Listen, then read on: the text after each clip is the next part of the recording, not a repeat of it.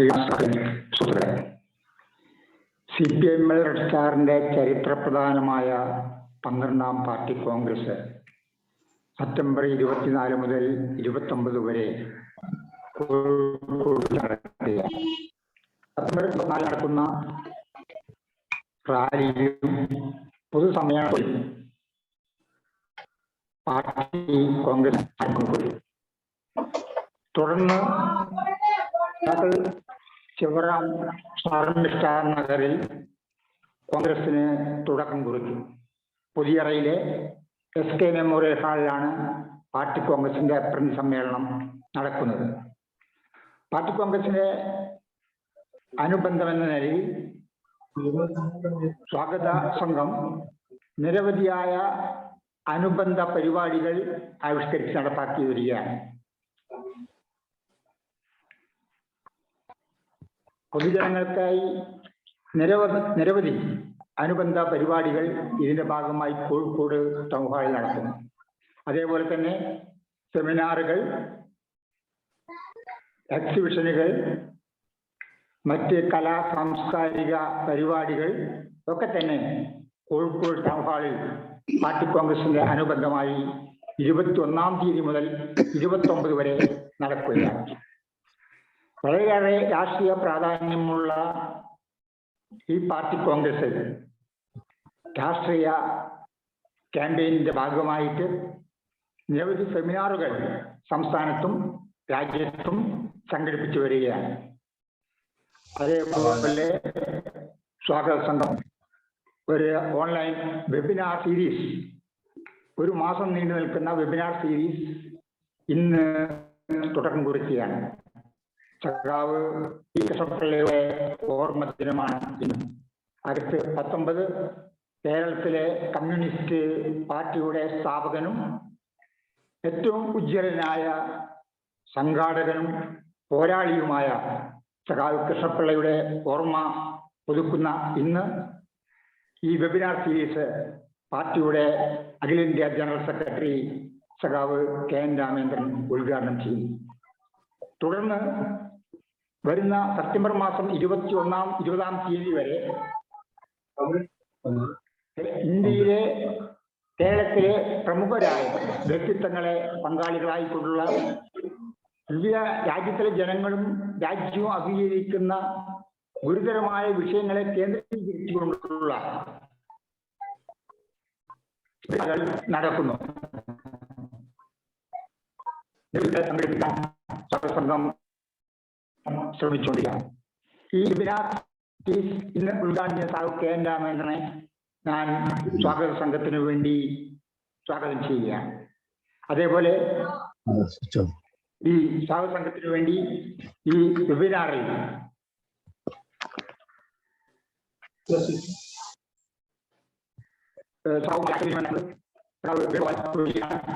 അദ്ദേഹത്തെയും ഞാൻ സ്വാഗതം ചെയ്യുന്നു.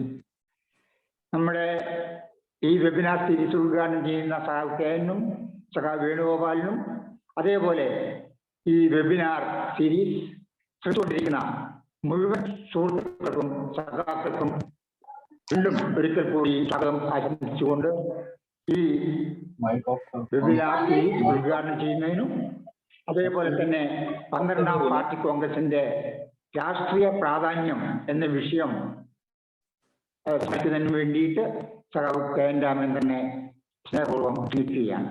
അഭിവാദനങ്ങൾ.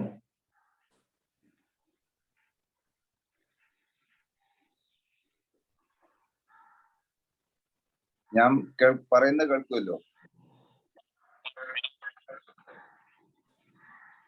കേൾക്കുന്നുണ്ടല്ലോ? മൈക്ക് ഒന്ന് അൺമ്യൂട്ട് ചെയ്യണം. കേൾക്കാം.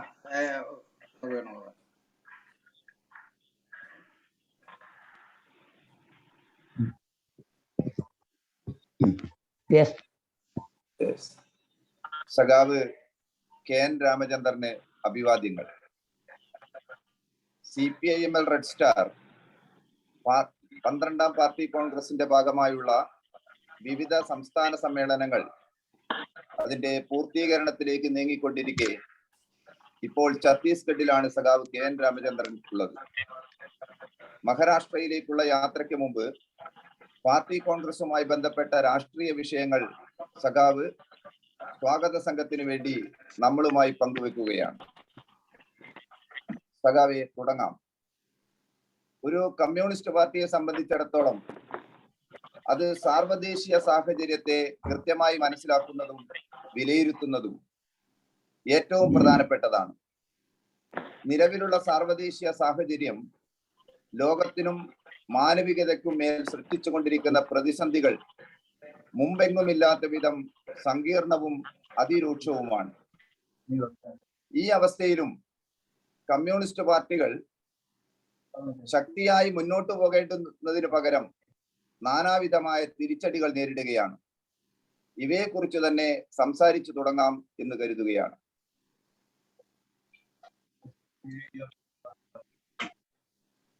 സാക്കളെ, വേണു സൂചിപ്പിച്ചതുപോലെ പ്രതിസന്ധിയെ നേരിടുന്ന സന്ദർഭങ്ങളിൽ കമ്മ്യൂണിസ്റ്റ് പ്രസ്ഥാനം മുന്നോട്ട് പോകേണ്ടത് അനുഭവങ്ങളെ വിലയിരുത്തിക്കൊണ്ട് തെറ്റുകൾ തിരുത്തിക്കൊണ്ട് വർത്തമാന സാഹചര്യങ്ങൾക്കനുസരിച്ച് മാർക്സിസ്റ്റ് സിദ്ധാന്തത്തെ വികസിപ്പിച്ചുകൊണ്ടാണ്. ഇന്ന് നമ്മുടെ പാർട്ടി കോൺഗ്രസ് നടക്കുന്നത് വളരെ നിർണായകമായ ഒരു സാഹചര്യത്തിലാണ്. നമ്മുടെ രാജ്യത്ത് മാത്രമല്ല, ലോകത്ത് ബഹുഭൂരിപക്ഷം രാജ്യങ്ങളിലും ഈ നവ ഫാസിസ്റ്റ് ശക്തികൾ പല രീതിയിൽ പിടിമുറുക്കിക്കൊണ്ടിരിക്കുന്ന ഒരു സാഹചര്യത്തിലാണ് നമ്മൾ ഈ പാർട്ടി കോൺഗ്രസ് നടത്തുന്നത്. അപ്പൊ ഇതിന് ഒരു സാർവദേശീയ കാരണമുണ്ട്. ഇന്ന് സാമ്രാജ്യത്വ വ്യവസ്ഥ 2008 ആരംഭിച്ച പ്രതിസന്ധിയെ മറികടക്കാൻ നടത്തിയ ശ്രമങ്ങൾ വിജയിച്ചിട്ടെന്ന് മാത്രമല്ല, കൂടുതൽ പ്രതിസന്ധിയിലേക്ക് എത്തുകയാണ്. പല വൻ ബാങ്കുകൾ പോലും അടച്ചുപൂട്ടുന്ന അവസ്ഥയിലേക്ക് കാര്യങ്ങളെത്തി. ഇത്തരം സാഹചര്യത്തില് സാമ്രാജ്യത്വ പ്രതിസന്ധി മറികടക്കുന്നതിന് വേണ്ടി വിവിധ രാജ്യങ്ങളിലെ ഏറ്റവും പ്രതിലോമ ശക്തികളുമായിട്ട് ചേർന്നുകൊണ്ട് നവഫാസിസ്റ്റ് ഭരണ വ്യവസ്ഥ അടിച്ചേൽപ്പിക്കുക എന്നതാണ് അവരുടെ നയം.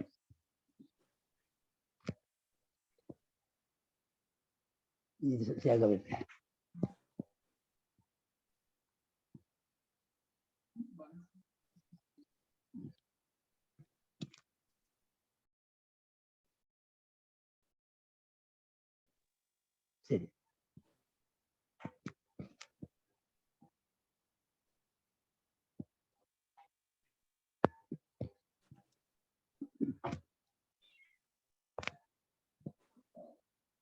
സാർവദേശീയമായിട്ട് നടക്കുന്ന ഈ ശ്രമങ്ങള് ഇന്ന് നമ്മൾ കാണുന്നത് പോലെ ഒരു പ്രതിഷേധം പോലും ഇല്ലാതെ, ഒരു സാർവദേശീയ തലത്തിൽ പ്രതിഷേധ പ്രകടനങ്ങൾ പോലും ഇല്ലാതെ റഷ്യക്ക് ഉക്രൈൻ്റെ മേൽ ആക്രമണം നടത്താൻ കഴിയുന്നു. നാളെ ചൈനയ്ക്ക് വേണമെങ്കിൽ തൈവാന്റെ മേൽ ആക്രമണം നടത്താം. അമേരിക്കയ്ക്ക് മറ്റൊരു കേന്ദ്രത്തില് മുൻപ് പല രാജ്യങ്ങൾ ചെയ്തതുപോലെ ഇനിയും പുതിയ രാജ്യങ്ങൾ ആക്രമണം നടത്താം. അങ്ങനെ വിവിധ സാമ്രാജ്യ ശക്തികൾ കടന്നാക്രമണം നടത്തുകയും അതേപോലെ ഈ രാജ്യങ്ങളിലൊക്കെ തന്നെ നവഫാസിസ്റ്റ് ഗവൺമെന്റുകളെ പല അതാത് രാജ്യങ്ങളുടെ സാഹചര്യങ്ങൾക്കനുസരിച്ച് അധികാരത്തിൽ കൊണ്ടുവരികയും ചെയ്യുന്നൊരു പുതിയ സാഹചര്യത്തിലാണ് നമ്മൾ ജീവിക്കുന്നത്. അപ്പൊ ഇതിന്റെ പശ്ചാത്തലം പരിശോധിക്കുമ്പോൾ സാർവദേശികതയ്ക്ക് ഏറ്റവും കൂടുതൽ ഊന്നൽ കൊടുക്കേണ്ട ഒരു കാലഘട്ടമാണ്. മാർക്സിസ്റ്റ് വീക്ഷണം അനുശാസിക്കുന്നത്, പഠിപ്പിക്കുന്നത് മുതലാളിത്ത സാമ്രാജ്യത്വ വ്യവസ്ഥ ഒരു സാർവദേശീയ പ്രതിഭാസമാണ്.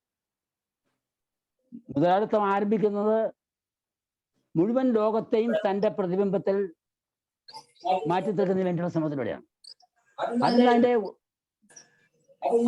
അതിന്റെ പാരമ്യത്തിലേക്ക് എത്തിക്കൊണ്ടിരിക്കുകയാണ്. ഇപ്പം നവ ഉദാരവൽക്കരണ നയങ്ങളുടെ ഭാഗമായിട്ട് ആഗോളവൽക്കരണവും സ്വകാര്യവൽക്കരണവും ഉദാരീകരണവും തുടങ്ങിയ പരിപാടികളിലൂടെ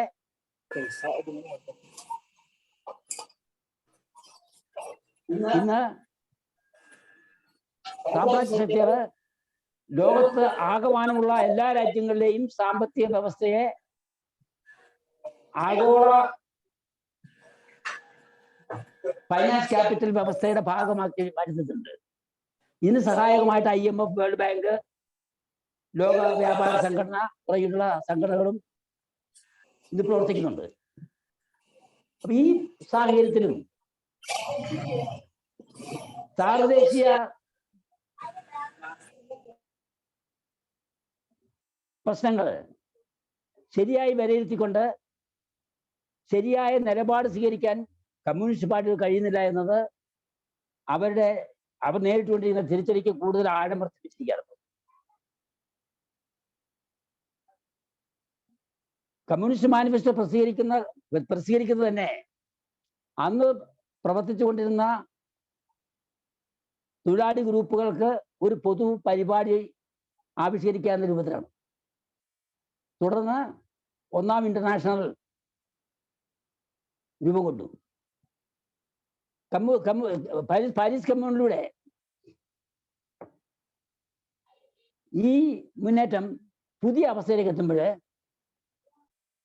ഇതിനെ കൂടി വിലയിരുത്തിക്കൊണ്ടാണ് ഒന്നാം ഇന്റർനാഷണലിന്റെ സ്ഥാനത്ത് രണ്ടാം ഇന്റർനാഷണൽ പുനഃസംഘടിപ്പിക്കപ്പെട്ടത്. ഒന്നാം ലോക യുദ്ധത്തിന് മുമ്പ് രണ്ടാം ഇന്റർനാഷണലില് വിപ്ലവപരമായ ലൈൻ വ്യതിചരിച്ചുകൊണ്ട് ഒരു ലൈൻ ഓഫ് ഡിക്ലറേഷനിലേക്ക് എത്തുന്ന അവസ്ഥയിൽ പ്രത്യേകിച്ചും ജർമ്മനിയിലെയും ഇംഗ്ലണ്ടിലെയും മറ്റും സോഷ്യൽ ഡെമോക്രാറ്റിക് പാർട്ടികൾ സാമ്രാജ്യത്വവുമായി സന്ധി ചെയ്യുന്ന സമരസപ്പെടുന്ന ഒരു ലൈൻ സ്വീകരിക്കുമ്പോഴാണ് രണ്ടാം ഇന്റർനാഷണൽ ഡിക്ലെയർ ചെയ്യപ്പെടുന്നത്. ഈ സാഹചര്യത്തിൽ ഇതിനെ വെല്ലുവിളിച്ചുകൊണ്ടാണ് മുതലാളിത്തത്തിന്റെ സാമ്രാജ്യത്തിലേക്കുള്ള പരിവർത്തനവും ഈ പരിവർത്തന ഘട്ടത്തിൽ കമ്മ്യൂണിസ്റ്റ് പ്രസ്ഥാനം വിപ്ലവത്തോടെടുക്കുന്ന സമീപനവും വിശദീകരിച്ചുകൊണ്ട് ലെനിൻ ഒക്ടോബർ 10 നേതൃത്വം കൊടുക്കുന്നതും റഷ്യയിൽ വിപ്ലവം നടക്കുന്നതും സോവിയറ്റ് യൂണിയൻ രൂപം കൊടുക്കുന്നു. അപ്പം 100,000 പ്രശ്നങ്ങൾ പുതുതായി രൂപം കൊണ്ട് സോവിയറ്റ് യൂണിയന്റെ മുമ്പിൽ ഉണ്ടായിരുന്നെങ്കിലും അവയെ അഭിമുഖീകരിക്കാൻ ശ്രമിക്കുമ്പോൾ തന്നെ 1919 തന്നെ ലെനിൻ കമ്മ്യൂണിസ്റ്റ് സാർവദേശീയ സംഘടനയെ പുനഃസംഘടിപ്പിക്കുന്നതിനുള്ള ശ്രമങ്ങൾ ആരംഭിക്കുകയും അങ്ങനെ കമ്മ്യൂണിസ്റ്റ് ഇന്റർനാഷണൽ രൂപീകരിക്കുകയും ചെയ്തു. അപ്പൊ ഈ വസ്തുതകൾ ചൂണ്ടിക്കാണിക്കുന്നത് കമ്മ്യൂണിസ്റ്റ് ഇന്റർനാഷണലിന്റെ നേതൃത്വത്തില് ലോകം മുഴുവൻ കമ്മ്യൂണിസ്റ്റ് പാർട്ടികൾ രൂപീകരിക്കപ്പെടുകയും സാർവദേശീയ തലത്തിൽ മാർക്സിസ്റ്റ് സിദ്ധാന്തങ്ങൾ പ്രചരിപ്പിക്കുന്നതിനുള്ള ശ്രമങ്ങൾ ആരംഭിക്കുകയും ഇതൊരു കുതിച്ചുചാട്ടത്തിലേക്കാണ് കഴിയുന്നത്. 1950-കളാകുമ്പോഴേക്കും സാർവദേശീയമായിട്ട് സാമ്രാജ്യ വ്യവസ്ഥയെ വെല്ലുവിളിക്കുന്ന രീതിയിലേക്ക് സോഷ്യലിസ്റ്റ് പ്രസ്ഥാനം, കമ്മ്യൂണിസ്റ്റ് പ്രസ്ഥാനം എത്തിയിരുന്നു.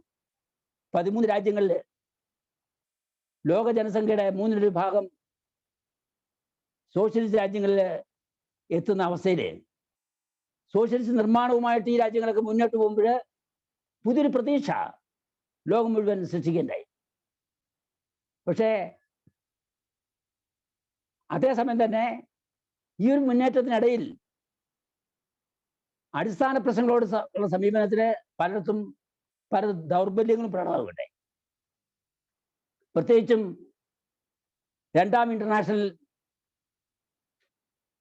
കാലത്തെ അനുഭവങ്ങൾ പോലെ അതിൻ്റെ തുടർച്ചയെന്നോണം കമ്മ്യൂണിസ്റ്റ് ഇന്റർനാഷണലിന്റെ നേതൃത്വത്തിൽ കമ്മ്യൂണിസ്റ്റ് പ്രസ്ഥാനം മുന്നോട്ട് പോയിക്കൊണ്ടിരിക്കുമ്പോൾ രണ്ടാം ലോക യുദ്ധം നടക്കുന്ന സാഹചര്യത്തിൽ രണ്ടാം ലോക യുദ്ധത്തിൽ ഫാസിസത്തിന്റെ കടന്നാക്രമണത്തിനെതിരെ സാമ്രാജ്യത്വ രാജ്യങ്ങളുമായിട്ട് ഐക്യപ്പെടുമ്പോൾ അത് അത്യാവശ്യമായിരുന്നു. അതേസമയം തന്നെ അങ്ങനെ ഒരു ഐക്യം ഉണ്ടാക്കി നമ്മൾ പ്രവർത്തിക്കുമ്പോൾ എങ്ങനെയാണ് സ്വതന്ത്ര ഇടതുപക്ഷം മുൻകൈ നിലനിർത്തുക എന്നുള്ള പ്രശ്നവും കൂടെ പ്രധാനപ്പെട്ടതാണ്. അപ്പൊ ആ കാലഘട്ടത്തില് ഫാസിസ്റ്റ് വിരുദ്ധ മുന്നണിക്ക് വേണ്ടി ഒരുപാട് ത്യാഗം ചെയ്തു. 2 കോടിയോളം ജനങ്ങള്, തൊഴിലാളികള്, കമ്മ്യൂണിസ്റ്റ് കേഡർമാര്, സൈനികര് സോവിയറ്റ് യൂണിയനിൽ ആത്മത്യാഗം ചെയ്താണ് ഹിറ്റ്ലർ ഫാസത്തെ, മുസോളിനി ഫാസത്തെ തകർക്കുന്നത്. പക്ഷേ ഈ സമയത്ത് 2ാം യുദ്ധത്തിനും ശേഷമുള്ള ലോകത്തെക്കുറിച്ച് അമേരിക്കയുടെ നേതൃത്വത്തിൽ സാമ്രാജ്യ ശക്തികൾ അവരുടേതായിട്ടുള്ള പദ്ധതികൾ ആവിഷ്കരിച്ചു തുടങ്ങി. അപ്പൊ ഈ പദ്ധതികൾ പുതിയ രൂപത്തിൽ ലോകത്തെ സംഘടിപ്പിച്ചുകൊണ്ട് വളർന്നു വരുന്ന കമ്മ്യൂണിസ്റ്റ് ഭീഷണിയെ ചെറുക്കുക എന്ന ഉദ്ദേശത്തോടെയായിരുന്നു. ഇതിന്റെ ഭാഗമായിട്ടാണ് ബ്രെട്ടൻ വുഡ് സമ്മേളനവും IMF-ഉം ലോകബാങ്കും പിന്നീട് ലോക വ്യാപാര സംഘടനയും ഉണ്ടാവും.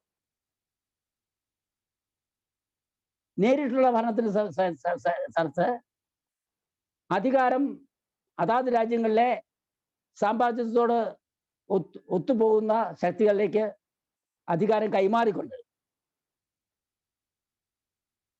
ഫൈനാൻസ് ക്യാപിറ്റലും സാങ്കേതിക വിദ്യയും പരിഷ്കരണ നയങ്ങളും എല്ലാം ഉപയോഗിച്ചുകൊണ്ട് ഉത്പാദന മേഖലയിൽ ഭരണകൂടത്തിന്റെ ഇടപെടൽ ഉൾപ്പെടെയുള്ള നടപടികൾ സ്വീകരിച്ചുകൊണ്ട് എങ്ങനെ കമ്മ്യൂണിസ്റ്റ് പ്രസ്ഥാനത്തെ തകർക്കാമെന്നുള്ള പദ്ധതിയാണ് സാമ്രാജ്യത്വം ആവിഷ്കരിച്ചത്. അപ്പൊ ഇത് ഇത് സാമ്രാജ്യത്വ വ്യവസ്ഥയുടെ ഒരു സാമ്രാജ്യ വ്യവസ്ഥ ദുർബലപ്പെടുന്ന പ്രശ്നമായിരുന്നില്ല. മറിച്ച് സാമ്രാജ്യത്വ വ്യവസ്ഥ പുതിയ സാഹചര്യങ്ങൾക്കനുസരിച്ച് നയങ്ങൾ ആവിഷ്കരിച്ച് കമ്മ്യൂണിസത്തെ തകർക്കാനുള്ള പദ്ധതി ഇടുകയായിരുന്നു. പക്ഷേ 1956 ആകുമ്പോഴേക്കും സോവിയറ്റ് കമ്മ്യൂണിസ്റ്റ് പാർട്ടി എടുത്ത നിലപാട് സാമ്രാജ്യത്വം ദുർബലമായിരിക്കുന്നു, സമാധാനപരമായ പരിവർത്തനത്തിലൂടെ നമുക്ക് സോഷ്യലിസം സ്ഥാപിക്കാം, സാമ്രാജ്യത്വമായിട്ട് നമുക്ക് സമരസപ്പെട്ട് മുന്നോട്ട് പോകാമെന്നൊരു കാഴ്ചപ്പാടാണ്. ഇതെവിടെ എത്തിച്ചു എന്നതാണ്. അപ്പൊ സാമ്രാജ്യത്വ വ്യവസ്ഥക്കെതിരായിട്ട് അതിനെ വെല്ലുവിളിച്ചുകൊണ്ട് മുന്നോട്ട് പോകുന്നതിന് പകരം ഭാരതത്തിലുണ്ടായത് സാമ്രാജ്യത്വ വ്യവസ്ഥയോട് സഹകരിക്കുന്ന സമാധാനപരമായ സഹവർത്തിത്വം, സമാധാനപരമായ മത്സരം എന്ന പേരിൽ സമാധാനപരമായ സോഷ്യലിസ്റ്റിലേക്കുള്ള പരിവർത്തനം എന്ന് പറഞ്ഞുകൊണ്ട് ഈ അധികാര കൈമാറ്റം നടന്ന രാജ്യങ്ങളിലൊക്കെ തന്നെ കമ്മ്യൂണിസ്റ്റ് പാർട്ടികൾ പരിഷ്കരണവാദ ലൈനിലേക്ക് പോയി. ഇതോടെ 1943 കമ്മ്യൂണിസ്റ്റ് ഇന്റർനാഷണൽ പിരിച്ചുവിട്ടിരുന്നത് കൊണ്ട് ഇതിനെ തിരുത്തുന്നതിന് വേണ്ടിയുള്ള ചർച്ചകൾ പോലും ഉണ്ടായില്ല. 43 പിരിച്ചുവിട്ട കമ്മ്യൂണിസ്റ്റ് ഇന്റർനാഷണൽ പുനഃസംഘടിപ്പിക്കാനുള്ള ശ്രമങ്ങൾ ഉണ്ടായില്ല.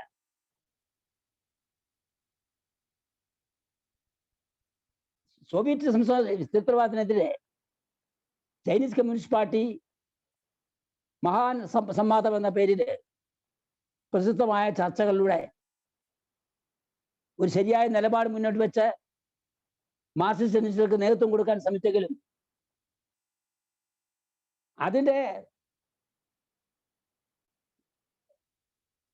ആ കാഴ്ചപ്പാടിൽ ലോകം മുഴുവൻ മാർക്സിസ്റ്റ് ലെനിനിസ്റ്റ് പാർട്ടികൾ 1960-കളിൽ രൂപമുണ്ടെങ്കിലും ഇവയ്ക്ക് ഒരു ദിശാബോധം കൊടുക്കുന്ന രീതിയിൽ, ഇല്ലെങ്കിൽ ഇവയ്ക്കൊരു പൊതു വേദി ഉണ്ടാക്കുന്ന കാര്യത്തിൽ ചൈനീസ് കമ്മ്യൂണിസ്റ്റ് പാർട്ടിയും മുൻകെടുത്തില്ല. ഫലത്തില് ഒരു ഭാഗത്ത് സാമ്രാജ്യത്വം അമേരിക്കയുടെ നേതൃത്വത്തില് കൂടുതൽ അനുഗ്രഹിക്കുന്ന രീതിയിൽ ലോകം മുഴുവൻ ആധിപത്യത്തിൽ കൊണ്ടുവരുന്ന രീതിയിൽ പ്രവർത്തിക്കുമ്പോൾ ആഗോളീകരണം അതിവേഗം മുന്നോട്ട് കൊണ്ടുപോകുമ്പോൾ മറുഭാഗത്ത് കമ്മ്യൂണിസ്റ്റ് പാർട്ടികൾ പൊതുവിൽ സങ്കുചിത ദേശീയവാദത്തൊക്കെ അടിപ്പെടുന്ന ഒരവസ്ഥയിലേക്ക് എത്തി. ഇന്നത് ഇത്രയും വലിയ പ്രതിസന്ധി കമ്മ്യൂണിസ്റ്റ് പ്രസ്ഥാനം നേരിടുന്ന സമയത്ത് ഇന്നത് ബഹുഭൂരിപക്ഷം കമ്മ്യൂണിസ്റ്റ് മാർക്സിസ്റ്റ് ലെനിനിസ്റ്റ് എന്നൊക്കെ പറയുന്ന സംഘടനകളൊക്കെ ഇനിയൊരു സാർവദേശീയ സംഘടന വേണ്ട എന്ന് പറയുന്ന അവസ്ഥയ്ക്ക് തന്നെ എത്തിച്ചിട്ടുണ്ട്. അതുകൊണ്ട് നമ്മുടെ പാർട്ടി കോൺഗ്രസ് ഊന്നൽ കൊടുക്കുന്ന പ്രശ്നങ്ങളിലെ പ്രധാനപ്പെട്ട പ്രശ്നം ഇത് തന്നെയാണ്. ഇപ്പൊ നമ്മുടെ കഴിഞ്ഞ 10 വർഷത്തെ അനുഭവങ്ങളിലൂടെ ഐക്കോർ രൂപീകരിച്ചുകൊണ്ട് നമ്മൾ നടത്തിയ ശ്രമങ്ങൾ ഒരളവില് സാർവദേശീയ തലത്തില് കമ്മ്യൂണിസ്റ്റ് വിപ്ലവ ശക്തികളുടെ ഒരു വേദി ഉണ്ടാക്കുന്നതിൽ നമുക്ക് മുന്നോട്ട് പോകാൻ സഹായകമായിട്ടുണ്ട്. ഇത് വളരെ ദുർബലമായ ശ്രമം എപ്പോഴും, എങ്കിലും ഇത് വളരെ പ്രധാനപ്പെട്ട ഒരു നീക്കമാണ്. അപ്പൊ ഈ പാർട്ടി കോൺഗ്രസിൽ ചർച്ച ചെയ്യുന്ന ഒരു പ്രധാന പ്രശ്നം തൊഴിലാളിവർഗം ഐക്യപ്പെടുക എന്ന തൊഴിലാളി വർഗവും മധ്യജനവിഭാഗവും ഐക്യപ്പെടുക എന്ന വിചാരത്തിന്റെ അടിസ്ഥാനത്തില് ഈ സാർവദേശീയ മുൻകൈ പ്രവർത്തനങ്ങൾ മുന്നോട്ട് കൊണ്ടുപോയിക്കൊണ്ട് മറ്റു പ്രശ്നങ്ങൾ ഇവിടെ ഏറ്റെടുക്കുക എന്നുള്ളതാണ്. ഓക്കെ, ശരി. Comrades, I think it will be good to continue our program in English for comrades and friends across the nation who cannot follow the Malayalam program. I request Comrade KN to proceed our dialogue in English also. As all of us aware, the state conferences in connection with the 12th Party Congress of CPI ML Red Star are moving towards its completion, and now Comrade KNR is in Chhattisgarh. Comrade is sharing with us the political issues related to the party's supreme meeting, that is the 12th Party Congress, before he is going to Maharashtra this morning. I get to the questions. For a communist party, it is most important to accurately understand and evaluate the international situations. The current international situation is creating across the world crises on the world and humanity that are more complex and extreme than ever before. Even in this crucial juncture of history, the communist parties are facing various setbacks instead of going forward against this. I think we can start talking about this. Comrades, our CPML Stars 12th Party Congress is going to be held at a very critical juncture at the international and national situation. Internationally, the imperialist system has intensified the onslaught on the people in newer and newer forms, and the whole burden of the crisis it is facing from 2008 crisis onwards, the new type of crisis it is facing, the whole burden is being transferred to the shoulders of the world people. Even what happened during the COVID period also was criminally transferred to the shoulders of the world people, and the corporates gained in their wealth, while the people are subjected to more and more impoverishment. Not only that,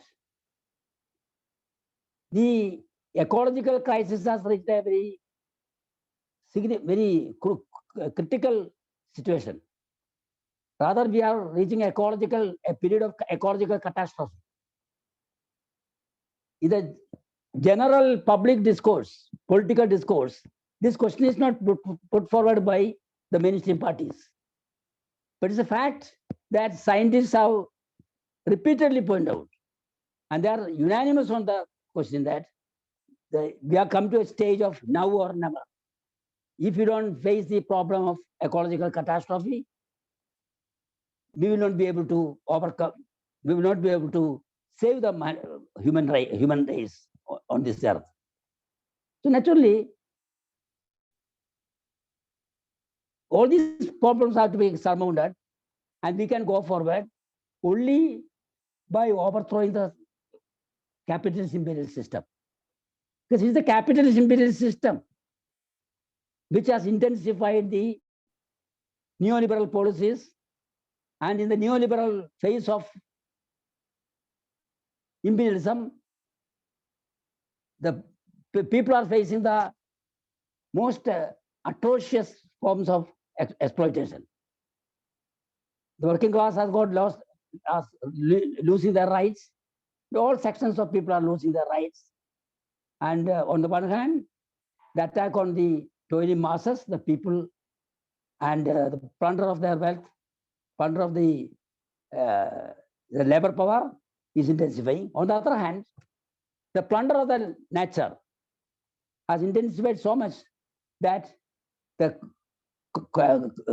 contradiction between nature and capital is one of the major contradictions, or becoming important contradictions as far as the existence of the human society is concerned.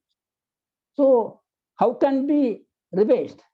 It can be reversed only by overthrowing the social capitalist system and working for an alternate development system. So the international communist movement is facing this problem, and nationally also, the reflection of these things are very much felt, and we are seeing, like in so many other countries, in India also, the RSS neo-fascist government is intensifying its aggressive policies as a cover to impose the corporatization of all fields of life. So these are the RSS neo-fascism and corporatization is interlinked. In order to intensify the corporatization of all fields, or all walks of life, the neo-fascist attacks are intensified, the divisive policies are intensified, hatred is created, so that people's attention is diverted to religion, caste, and other questions. So it is a critical situation. So, learning from the history, the communist movement should have dared to address these questions. So our critique, CPM-LSR's critique of the various trends, various streams of communist parties or ML parties at the national level as well as international level is, instead of addressing these critical problems, they are diverting from them, and they are taking more and more reformist positions. So we have very great responsibility to address these questions, and this Party Congress, through its 4 documents, draft documents, and the discussions around them, is going to take up this question very seriously.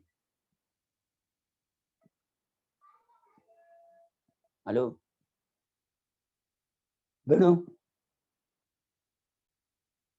സഖാവ് നേരത്തെ വിശദീകരിച്ചതുപോലെ തന്നെ സാർവദേശീയ തലത്തിൽ communist പാർട്ടികൾക്കിടയിൽ നടന്ന ആശയ സമരങ്ങൾ ദേശീയ തലത്തിലും communist പാർട്ടികളെ സ്വാധീനിച്ചിട്ടുണ്ട്.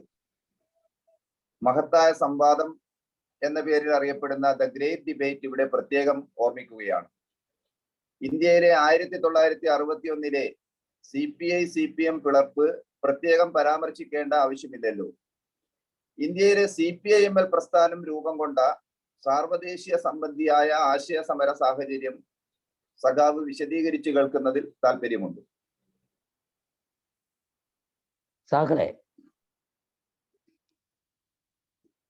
1956 സോവിയറ്റ് പാർട്ടി സമാധാനപരമായ പരിവർത്തനത്തിന്റെ മുദ്രാവാക്യവുമായിട്ട് സാർവദേശീയ പ്രസ്ഥാനത്തെ തിരുത്തൽ ഭാഗത്തേക്ക് നയിക്കുമ്പോൾ അതിനെതിരായി നടന്ന സാർവദേശീയ തലത്തിൽ നടന്ന മഹാസംവാദത്തിന്റെ ഭാഗമായിട്ട് ഇന്ത്യയിലും വളരെ വിശദമായൊരു ചർച്ച നടക്കുന്നുണ്ട്. 1964 മുമ്പ് തന്നെ CPIക്കുള്ളിൽ വളർന്നു വന്നിരുന്ന ഉൾപ്പാട്ടി സമരം, പ്രത്യേകിച്ചും സോവിയറ്റ് യൂണിയനിലെ തിരുത്തൽവാദികൾ അധികാരത്തിൽ വരികയും മുതലാളിത്ത പാതയിലേക്ക് സോവിയറ്റ് യൂണിയനെ അധപ്പതിപ്പിക്കുകയൊക്കെ ചെയ്ത സാഹചര്യം ഉൾപ്പെടെ, അതുപോലെ നെഹ്റു ഗവൺമെന്റ് പിന്തുടരുന്ന നയങ്ങളോട് എടുക്കുന്ന സമീപനം ഉൾപ്പെടെയുള്ള കാര്യങ്ങളിൽ ഉണ്ടായിരുന്ന അഭിപ്രായ വ്യത്യാസങ്ങൾ ഈ ഉൾപ്പാട്ടി സമരത്തെ ശക്തിപ്പെടുത്തുകയും 64 പാർട്ടി പിളരുകയും CPI CPIയുമായിട്ട് രൂപം കൊള്ളുകയും ചെയ്തെങ്കിലും CPM-ഉം അതിന്റെ 7ാം പാർട്ടി കോൺഗ്രസിൽ 1964 7ാം പാർട്ടി കോൺഗ്രസില് പുതിയൊരു പാർട്ടി ലൈൻ പരിപാടി വിപ്ലവത്തിന്റെ പാത ആവിഷ്കരിക്കുന്ന വിഷയത്തില് അതും ഒത്തുതീർപ്പുകൾക്ക് കീഴ്പ്പെടുകയായിരുന്നു. സോവിയറ്റ് തിരുത്തൽവാദമൊന്നും പിടിക്കാതെ, അതുപോലെ ചൈനീസ് പാർട്ടിക്കകത്ത് പല രീതിയിലുള്ള ഉൾപ്പാട്ടി സമരങ്ങൾ നടക്കുന്നുണ്ടെങ്കിലും അത് പല അപറേഷൻസ് നിലനിൽക്കുന്നുണ്ടെങ്കിലും പൊതുവിൽ മാവോയുടെ നേതൃത്വത്തിൽ പിന്തുടരുന്ന മാർക്സിസ്റ്റ് ലൈനെ പിന്തുണയ്ക്കാതെ ഒരു മധ്യവർത്തി ലൈനാണ് CPM സ്വീകരിച്ചത്. അതേപോലെ ഇന്ത്യൻ വിപ്ലവത്തില് CPIയുടെ കോൺഗ്രസിന്റെ പുറകെ ഇഴയുന്ന നയത്തെ ഉപേക്ഷിച്ചുകൊണ്ട് പീപ്പിൾസ് ഡെമോക്രാറ്റിക് റവല്യൂഷൻ, ജനകീയ ജനാധിപത്യ വിപ്ലവം ഇന്ത്യയിൽ ഇന്ത്യൻ സാഹചര്യങ്ങൾക്ക് അനുസരിച്ച് വികസിപ്പിക്കുന്ന ഒരു പദ്ധതി ആവിഷ്കരിച്ച് നടപ്പാക്കുന്നതിന് മുന്നോട്ട് വയ്ക്കുന്നതിൽ CPM പരാജയപ്പെട്ടു. ഈ സാഹചര്യത്തിലാണ് 64-നെ തുടർന്ന് CPM-നകത്ത് കമ്മ്യൂണിസ്റ്റ് വിപ്ലവകാരികൾ ആശയസമരം ആരംഭിക്കുന്നത്. ഇതൊരു സംസ്ഥാനത്ത് ഒതുങ്ങിയില്ല, ഇതൊരു ധാരയിൽ ഒതുങ്ങിയില്ല. ഇപ്പൊ കേരളത്തിൽ തന്നെ പറയുകയാണെങ്കിൽ കുന്നിക്കൽ നാരായണൻ സാറാണ് മാവോയുടെ പുസ്തകങ്ങൾ പ്രസിദ്ധീകരിച്ചുകൊണ്ട് ഇത് തുടക്കം കുറിക്കുന്നത്. അതുപോലെ ഏതാണ്ട് എല്ലാ സംസ്ഥാനങ്ങളിലും, പ്രത്യേകിച്ചും ആന്ധ്രയില്, പശ്ചിമ ബംഗാളില് തുടങ്ങി എല്ലാ സംസ്ഥാനങ്ങളിലും ഈ ആശയസമരം ശക്തിപ്പെടുകയായി. അപ്പൊ ഈ ആശയസമരം കേന്ദ്ര പ്രശ്നം സോവിയറ്റ് സംശോധന തിരുത്തൽവാദത്തിനെതിരായിട്ട് കൃത്യമായ നിലപാട് സ്വീകരിച്ചുകൊണ്ട് മാർക്സിസ്റ്റ് നിലപാടുകളും മാവോയിസ്റ്റിന്റെ സംഭാവനകൾ ഉയർത്തിപ്പിടിച്ചുകൊണ്ട് മുന്നോട്ട് പോകുന്ന ഒരു വിപ്ലവ പാർട്ടി ഉണ്ടാക്കുക എന്നുള്ള ദിശയിലായിരുന്നു. ഈ ചർച്ചകളുടെ ഇതിനോട് ബന്ധമായിട്ട് അനുബന്ധമായിട്ട് നടന്ന ജനകീയ പ്രസ്ഥാനങ്ങളുടെ ഫലമായിട്ടാണ് 1967 നക്സൽബാരിയുടെ ഉയർത്തെഴുന്നേൽപ്പുണ്ടാകും. നക്സൽബാരിയുടെ ഉയർത്തെഴുന്നേൽപ്പ് കാർഷിക വിപ്ലവത്തെ ഇന്ത്യൻ വിപ്ലവത്തിന്റെ ഒരു പ്രധാന ഘടകമായിട്ട് മുന്നോട്ട് കൊണ്ടുവരികയും അതിനുവേണ്ടി തൊഴിലാളി കർഷക വിഭാഗങ്ങളെയും ദലിത് ആദിവാസി വിഭാഗങ്ങളെല്ലാം തന്നെ അണിനിരത്തിക്കൊണ്ടുള്ള ഒരു വലിയ സമരം മുന്നേറ്റത്തിനത് ആവശ്യം അതിന് സാഹചര്യം ഉണ്ടാക്കുകയും ചെയ്തു. ഇത്ര ഉയർത്തെഴുന്നേൽപ്പാണ് നക്സൽബാരി ഉണ്ടായത്. ഇപ്പൊ നക്സൽബാരി ഉയർത്തെഴുന്നേൽപ്പിനെ തുടർന്ന് ഇന്ത്യ മുഴുവൻ, പ്രത്യേകിച്ചും പല ബംഗാളും ബീഹാറും ആന്ധ്രയും തമിഴ്നാടും ഉൾപ്പെടെ നിരവധി സംസ്ഥാനങ്ങളിൽ ലക്ഷക്കണക്കിന് യുവാക്കള്, വിദ്യാർത്ഥികള്, സ്ത്രീകള്, ആദിവാസി ദലിത് വിഭാഗങ്ങള്, ഇവരൊക്കെ തന്നെ വിപ്ലവത്തിന്റെ ഭാഗത്തേക്ക് ഇവിടെ CPM നിലപാടുകളെ എതിർത്തുകൊണ്ട് ഒരു വിപ്ലവ പാതയ്ക്ക് വേണ്ടി അത് വിപ്ലവ സമരത്തിന് പാതയിൽ അണിനിരക്കാൻ വേണ്ടി മുന്നോട്ട് വരികയുണ്ടായി. പക്ഷെ നമുക്ക് സംഭവിച്ചത് ഈ സാഹചര്യത്തെ ഇന്ത്യയുടെ വസ്തു സാഹചര്യങ്ങൾ അനുസരിച്ച് വിലയിരുത്തിക്കൊണ്ട് മുന്നോട്ട് പോകാൻ കഴിഞ്ഞില്ല. ഇന്ത്യയിൽ അന്ന് എന്തായിരുന്നു അവസ്ഥ? ഇന്ത്യയില് ഹരിത വിപ്ലവമൊക്കെ ആരംഭിച്ചു കഴിഞ്ഞിരുന്നു. IMF, ലോകബാങ്ക് നിർദ്ദേശപ്രകാരം മുകളിൽ നിന്ന് അടിച്ചേൽപ്പിച്ച ഭൂപരിഷ്കരണത്തിലൂടെ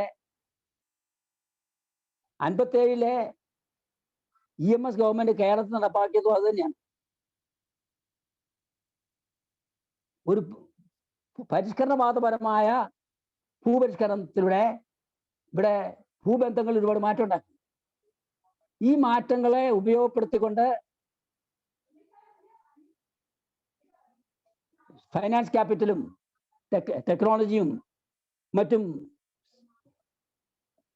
ഉപയോഗിച്ച് കാർഷിക മേഖലയിൽ പുതിയ ശക്തികളെ വളർത്തിക്കൊണ്ടുവരുന്നതിൽ, അതുപോലെ കാർഷിക മേഖലയൊക്കെ തന്നെ കുത്തകവൽക്കരിക്കുന്നതിൽ, കോർപ്പറേറ്റ് വൽക്കരിക്കുന്നതിനുള്ള തുടക്കം കുറിക്കുന്നതിന് സാമ്രാജ്യത്വം പരിപാടികൾ ആവിഷ്കരിച്ച് നടപ്പാക്കി കഴിഞ്ഞിരുന്നു. പക്ഷെ ഇതിനെക്കുറിച്ചുള്ള ഒരുപാട് ചർച്ചകളും ആ സമയത്ത് നടന്നിരുന്നു.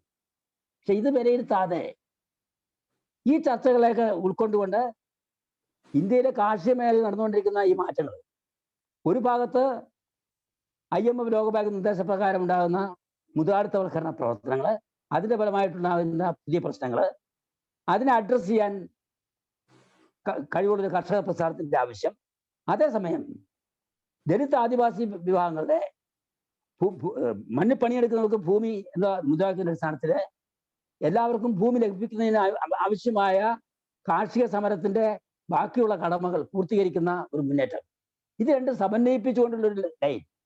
അതേപോലെ സാമ്രാജ്യത്വത്തിന്റെ ആധിപത്യം പിടിതെറിയുന്നതിനുള്ള പ്രവർത്തനം, ഇത്തരം സമീപനത്തിന്റെ അടിസ്ഥാനത്തിലായിരുന്നില്ല 1970 പരിപാടി രൂപം.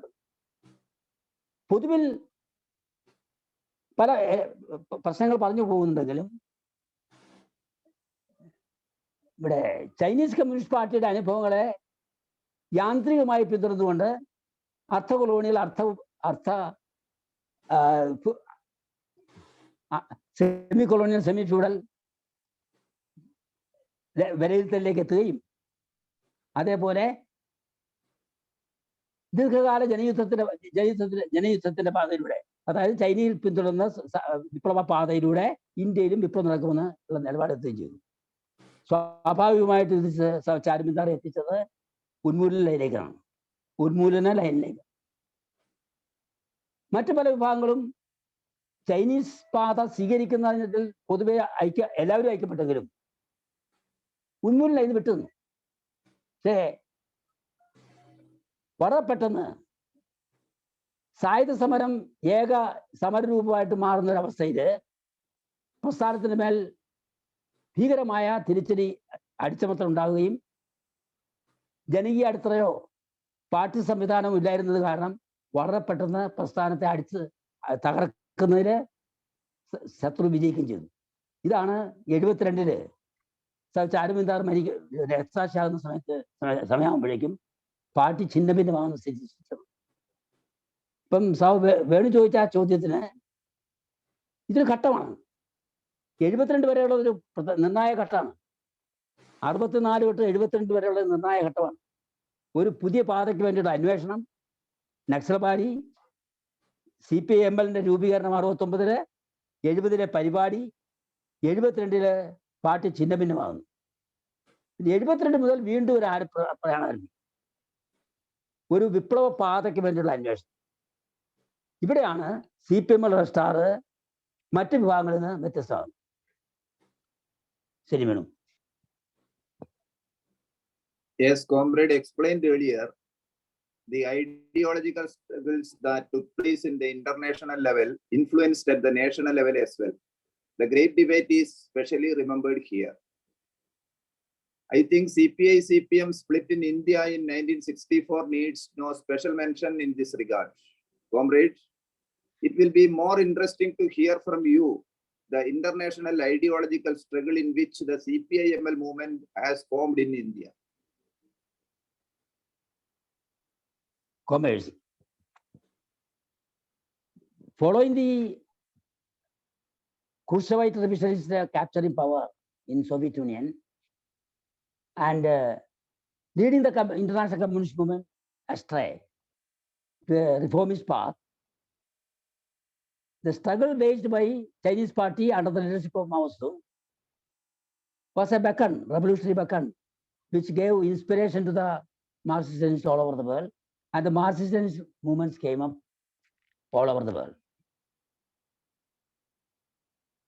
And it was giving a new inspiration to the revolutionary movement. Because by that time, all the 13 socialist countries had degenerated to capitalist path. And the powerful communist parties formed during the Communist International had gone to reformist path. In this situation, challenging this, how to carry forward the Marxist-Leninist path forward, the revolutionary way, was a great task, which was correctly taken up. But when it was taken up, it wanted a more clarity and a internationalist approach. Chinese Communist Party, which actually led the struggle against Soviet revisionism, was itself undergoing a very powerful inner party struggle. On the one hand, the right opportunists were trying to implement theory of productive forces, the Khrushchev theory in China also. Liu Shaoqi and Deng Xiaoping like forces. So first the target of attack were these forces. Cultural Revolution was launched and people's communes were launched. And an alternative path was put forward before the people. And the challenge of changing the thinking of man from the old habits to a new situation, a socialist situation, was put forth. So both these were important. People's commune and cultural revolution, they were complementary to each other. It was actually the greatest contribution of Mao. From the degeneration happened in Soviet Union, how to go forward, Mao put forward this path. But while this was moving forward after defeating the rightist path, rightist protagonists, Liu Shaoqi and Deng Xiaoping, left adventurous ideas came up in the party. Lin Piaoism came up in the party. And very soon, the 1969 9th Party Congress of the CPC, it was this left adventurous line which was dominating. And contrary to what Mao said, every country will have to follow their own concrete situation in developing the path and program and path of revolution. The Lin Piaoists had advocated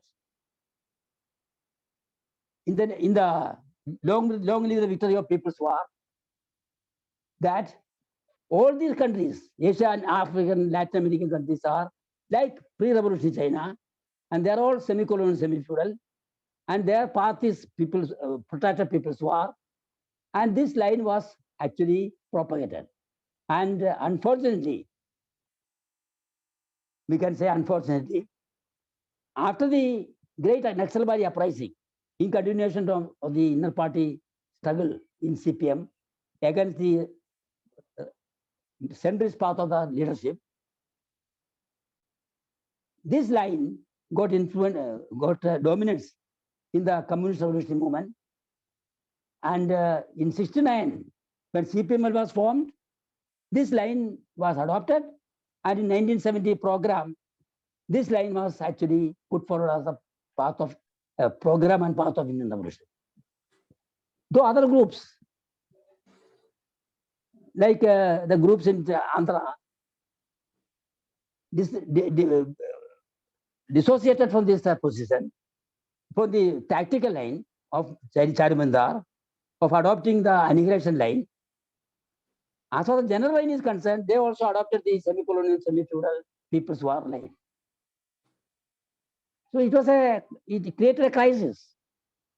Very soon, the movement which had very big possibility for developing and going forward was crushed because there was no party building, because there was no effort to analyze the Indian situation and develop the program and the path according to it. So it was a big challenge.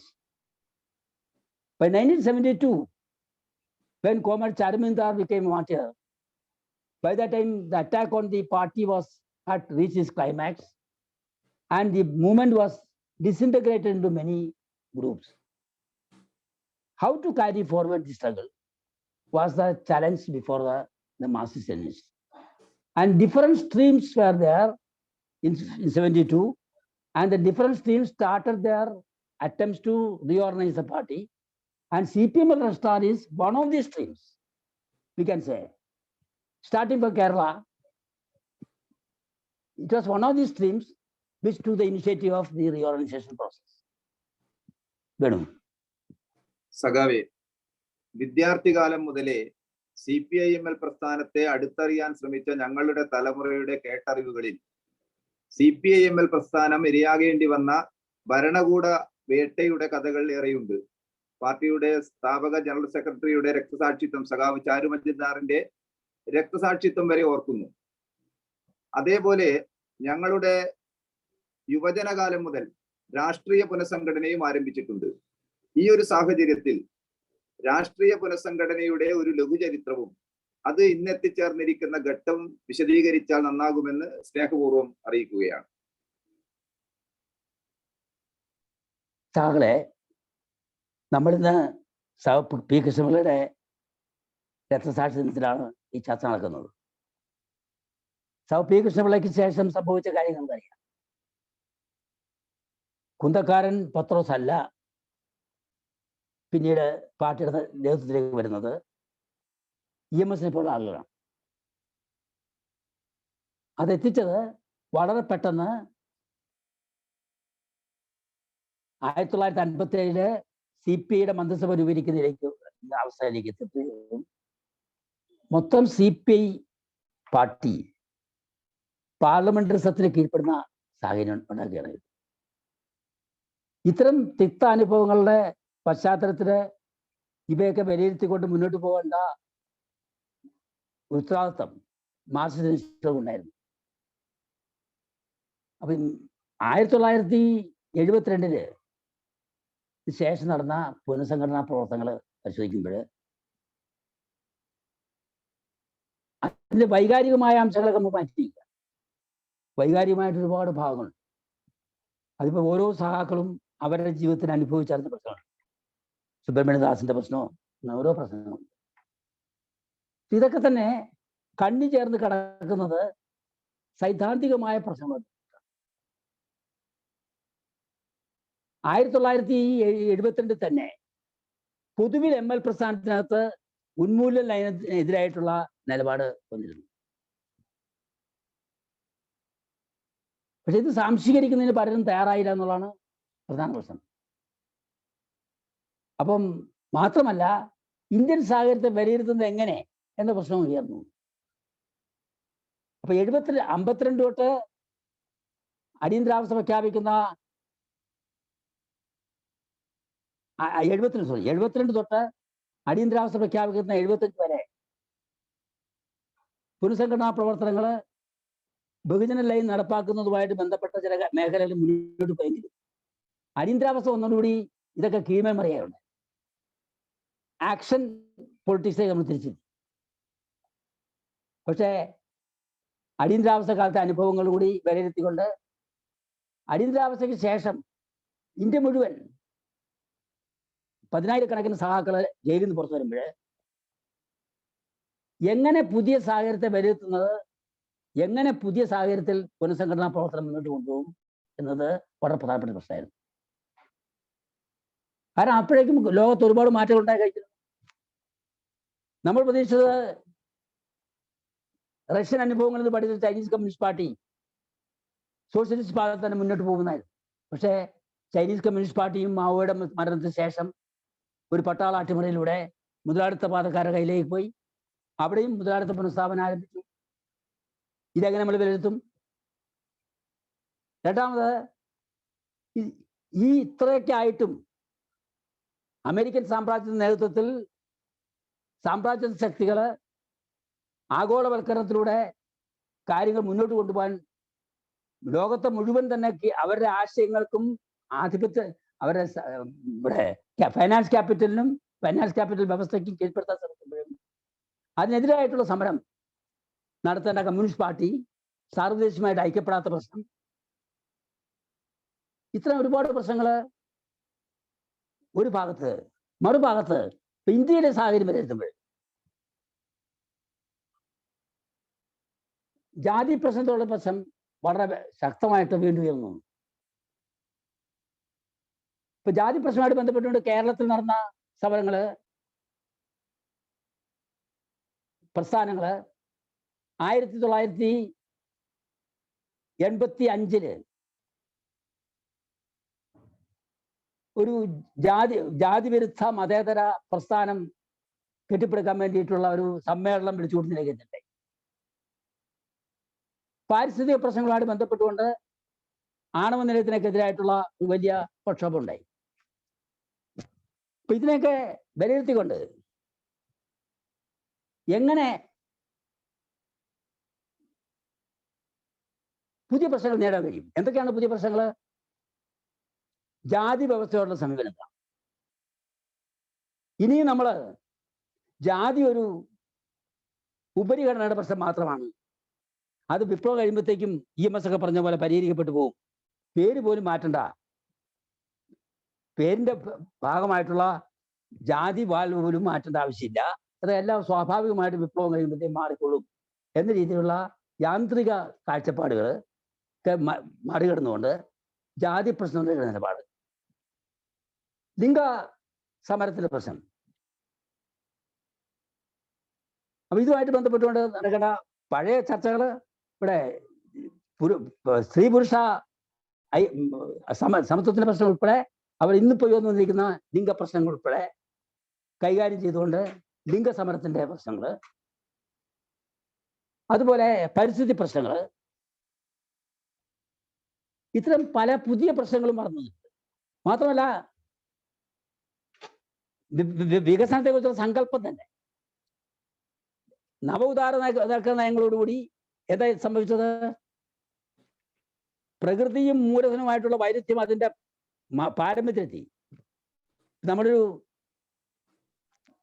Ecological കറ്റാസ്ട്രഫി, ഒരു പാരിസ്ഥിതിക മഹാവിപത്തിന്റെ അവസ്ഥയിൽ എത്തിക്കുക. ഇനി നമുക്ക് മനുഷ്യരാശിയുടെ ഈ ഭൂമിയിലുള്ള നിലനിൽപ്പ് തന്നെ വെല്ലുവിളി നേടുന്ന അവസ്ഥയിലേക്ക് ഇതെല്ലാം അഡ്രസ് ചെയ്യുന്ന രീതിയിൽ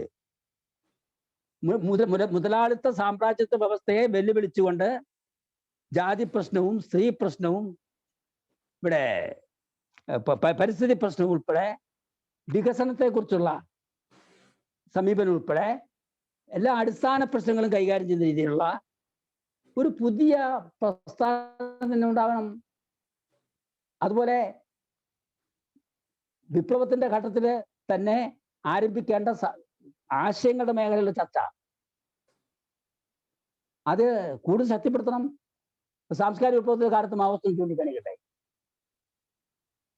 പ്രത്യേകിച്ച് 74 ബില്ല് വീണ്ടുമായിട്ടുള്ള ചർച്ചയിൽ മാവോ ചൂണ്ടിക്കാണിച്ചത്,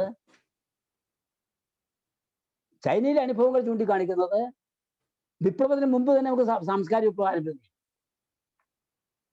രാഷ്ട്രീയ അധികാരത്തിനുള്ള വിപ്ലവത്തിന് മുമ്പ് തന്നെ സാംസ്കാരിക വിപ്ലവം ആരംഭിക്കേണ്ടി വരുമെന്നാണ് മാവോ ചൂണ്ടിക്കാണിച്ചത്. ഇന്നിപ്പോ ശരിക്കും വ്യക്തമായിക്കൊണ്ടിരിക്കുകയാണ്. ആശയമണ്ഡലത്തിൽ വലിയൊരു പ്രചണ്ഡമായ സമരം, ശക്തമായ സമരം നടക്കാതെ നമുക്ക് രാഷ്ട്രീയ അധികാരത്തിന് വേണ്ടിയുള്ള സമരത്തെ ഒരിഞ്ച് പോലും മുന്നോട്ട് കൊണ്ടു കഴിയില്ല. പുതിയ തലമുറയ്ക്കൊന്നും മാസത്തോട് യാതൊരു ബന്ധമില്ലാത്ത അവസ്ഥയുണ്ട്. കാരണം അവർ നേരിടുന്ന പുതിയ പ്രശ്നങ്ങൾ അഡ്രസ് ചെയ്യുന്നതിന് കമ്മ്യൂണിസ്റ്റ് പാർട്ടികൾ പരാജയപ്പെടുകയാണ്. അതുകൊണ്ടാണ് ഇപ്പോൾ കമ്മ്യൂണിസ്റ്റ് പാർട്ടികളൊക്കെ ചിഹ്നമായിട്ട് ചെറിയ ചെറിയ ഗ്രൂപ്പുകളായിട്ട് തിരിച്ചു പോകുന്നതും ഇല്ലാതാകുന്നതും എക്സ്റ്റിങ്ക്റ്റ് ആയി പോകുന്നതും. അപ്പൊ ഇത് പുതിയൊരു വെല്ലുവിളിയാണ്. ഈ വെല്ലുവിളിയാണ് നമ്മൾ 12ാം പാർട്ടി കോൺഗ്രസില് അവതരിപ്പിക്കുന്ന പാർട്ടി പരിപാടിയെ കുറിച്ചുള്ള കരടുരേഖ ഈ ഒരു വെല്ലുവിളി നേരിടുന്നതിനുള്ള ഒരു ശ്രമമാണ്. അതേപോലെ വിപ്ലവത്തിന്റെ പാതയിലും രാഷ്ട്രീയ പ്രമേയത്തിലും അത് ചൂണ്ടിക്കാണിക്കുന്ന പ്രശ്നങ്ങൾ ഈ പരിപാടിയുടെ തുടർച്ചയായിട്ട് ഈ പുതിയ വെല്ലുവിളിയെ നേരിട്ടുകൊണ്ട് എങ്ങനെ ഒരു കമ്മ്യൂണിസ്റ്റ് പാർട്ടി കെട്ടിപ്പടുക്കും, എങ്ങനെ ഫാസിസ്റ്റ് വിരുദ്ധ സമരം മുന്നോട്ട് കൊണ്ടുപോകും, എങ്ങനെ പുതിയൊരു ലോകം ഉണ്ടാക്കാൻ കഴിയും എന്നൊരു കാഴ്ചപ്പാടാണ് ഈ ലേഖനം അവതരിപ്പിക്കുന്നത്. ഇതാണ് 12ാം പാർട്ടി കോൺഗ്രസിന്റെ വ്യത്യാസം. അപ്പം വേണു ചൂണ്ടിക്കാണിച്ച പുതിയ തലമുറയുടെ പ്രശ്നം വളരെ പ്രധാനമാണ്. അപ്പൊ അവരുന്നയിക്കുന്ന പ്രശ്നങ്ങൾക്ക് മറുപടി കിട്ടണമെങ്കിൽ ഈ പ്രശ്നങ്ങളൊക്കെ ചർച്ച ചെയ്യപ്പെടണം. ഇപ്പൊ ഈ നമ്മുടെ പാർട്ടി കോൺഗ്രസിന്റെ ഭാഗമായിട്ട് കേരളത്തിലും ഒരളവ് വരെ മറ്റു സംസ്ഥാനങ്ങളിലും നമ്മൾ സെമിനാറുകളൊക്കെ ആരംഭിച്ചിരിക്കുന്നത് ഈ ദിശയിലാണ്. ഒരു പുതിയ ആശയങ്ങളുടെ സമരത്തിന്റെ ഒരു പുതിയ ഒരു ആഘോഷം തന്നെ ഉണ്ടാകും. അല്ലാതെ നമുക്ക് മുന്നോട്ട് പോകാൻ പറ്റില്ല. ആശയങ്ങളുടെ സമരത്തിന്റെ ഒരു ആഘോഷം തന്നെ ഉണ്ടാകും. കാരണം നമ്മൾ ആശയപരമായിട്ട് കമ്മ്യൂണിസ്റ്റ് പാർട്ടി ഏറ്റവും മുന്നിൽ നിൽക്കുന്ന കമ്മ്യൂണിസ്റ്റ് പാർട്ടി മുന്നിൽ നിൽക്കുന്നതിന് പകരം പിന്നോട്ട് പോയി എന്നുള്ളത് അനുഭവങ്ങൾ പഠിച്ചുകൊണ്ട് മുന്നോട്ട് പോകാം.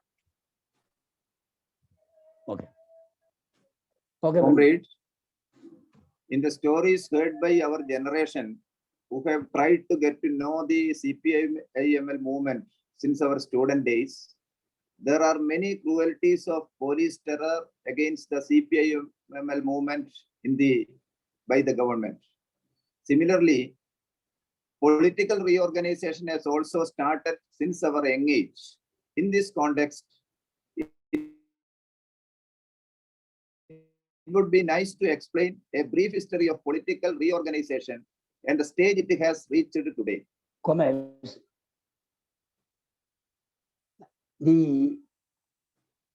Whatever may the enemies say, the history of the Naxalbari movement is an indivisible part of Indian history. So many artists, writers, poets were influenced, and so much of even cultural contributions are taken place. So much of discussions are taken place. So it's a very rich experience. It was a society faced by a challenge, trying to find answers, and what were the problems faced by it. These were the questions at that time we were facing. But ultimately, after the emergency, when large number of communist revolutionaries who were in jail for a long time came out, say in 77, 78, when the Janata Party government came to power, it was a new world we were facing. And the Marxists were facing a new world, new situation. And how to take up the party reorganization, how to take up the various activities, various struggles became a big challenge. For example, Chinese Communist Party, though it waged a heroic struggle against the Soviet revisionism and led cultural revolution and the creation of people's communes, was also overthrown by the capitalist rulers using the military, and Deng Xiaoping could come to power. And China was also turned into an imperialist country. Similarly, a new type of struggles were taking up when these comrades came out of the jail. In 1978-79 time, Sharat Joshi was leading a big people's farmers movement, like the historic farmers movement of recent days. A similar farmers movement was taking place in 78-79.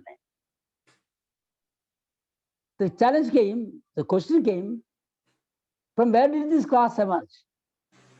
This class which is struggling for the demands of the farmers, leading a powerful movement, how did it emerge? This is a major question.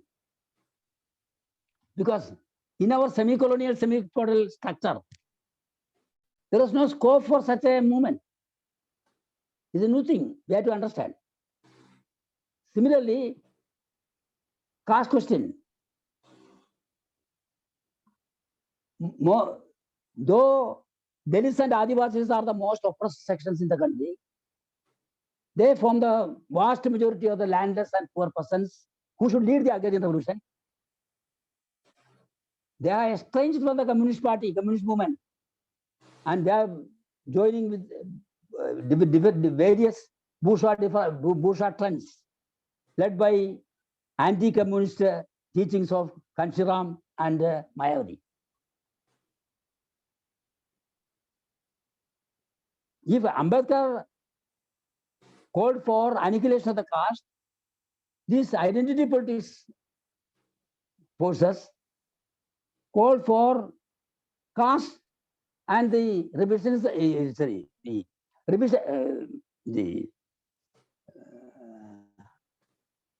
economic the policies, the facilities obtained through the caste as a main issue, and they compromised with the Brahminical castes in the name of Bahujan. If Ambedkar led a uncompromising struggle against the Brahminical forces, the new forces were ready to compromise with the Brahminical forces. The new situation was there. Where did the communists fail? On the caste question, on the gender question, on the ecological question.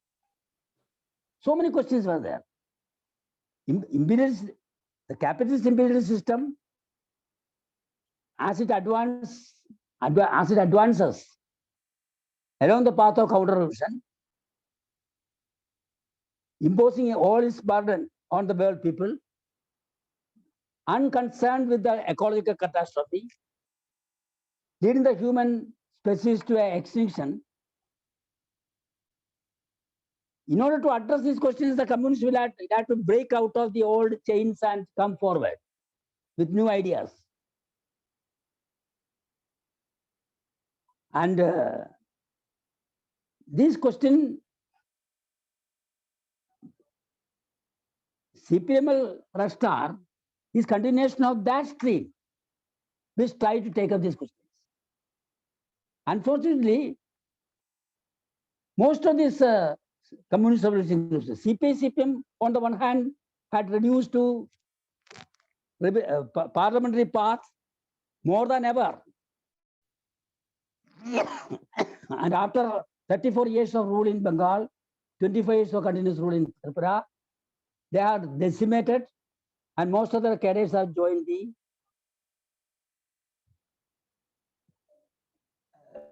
bourgeois liberal parties or BJP.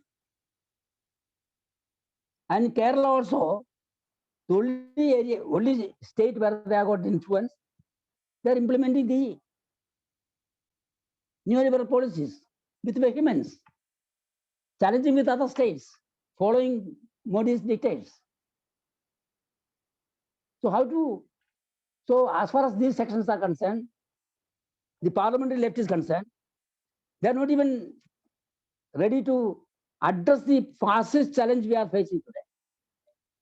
According to them, such a fascist challenge is still yet to happen. So they are not taking up the anti-fascist movement. Regarding the communist revolution are concerned, in spite of so many developments, most of the CR groups were continue to follow the semi-colonial, semi-feudal people's war line. They were not ready to change anything. Their programs and documents also reflected this. They made some adjustments, but as a result, either they were dividing and dividing, or they are becoming inactive, and some of them were disappearing. And one section of the CR groups, like Communist League of India, who resolved that because of the capitalist relations in the agricultural sector, India has become a capitalist country.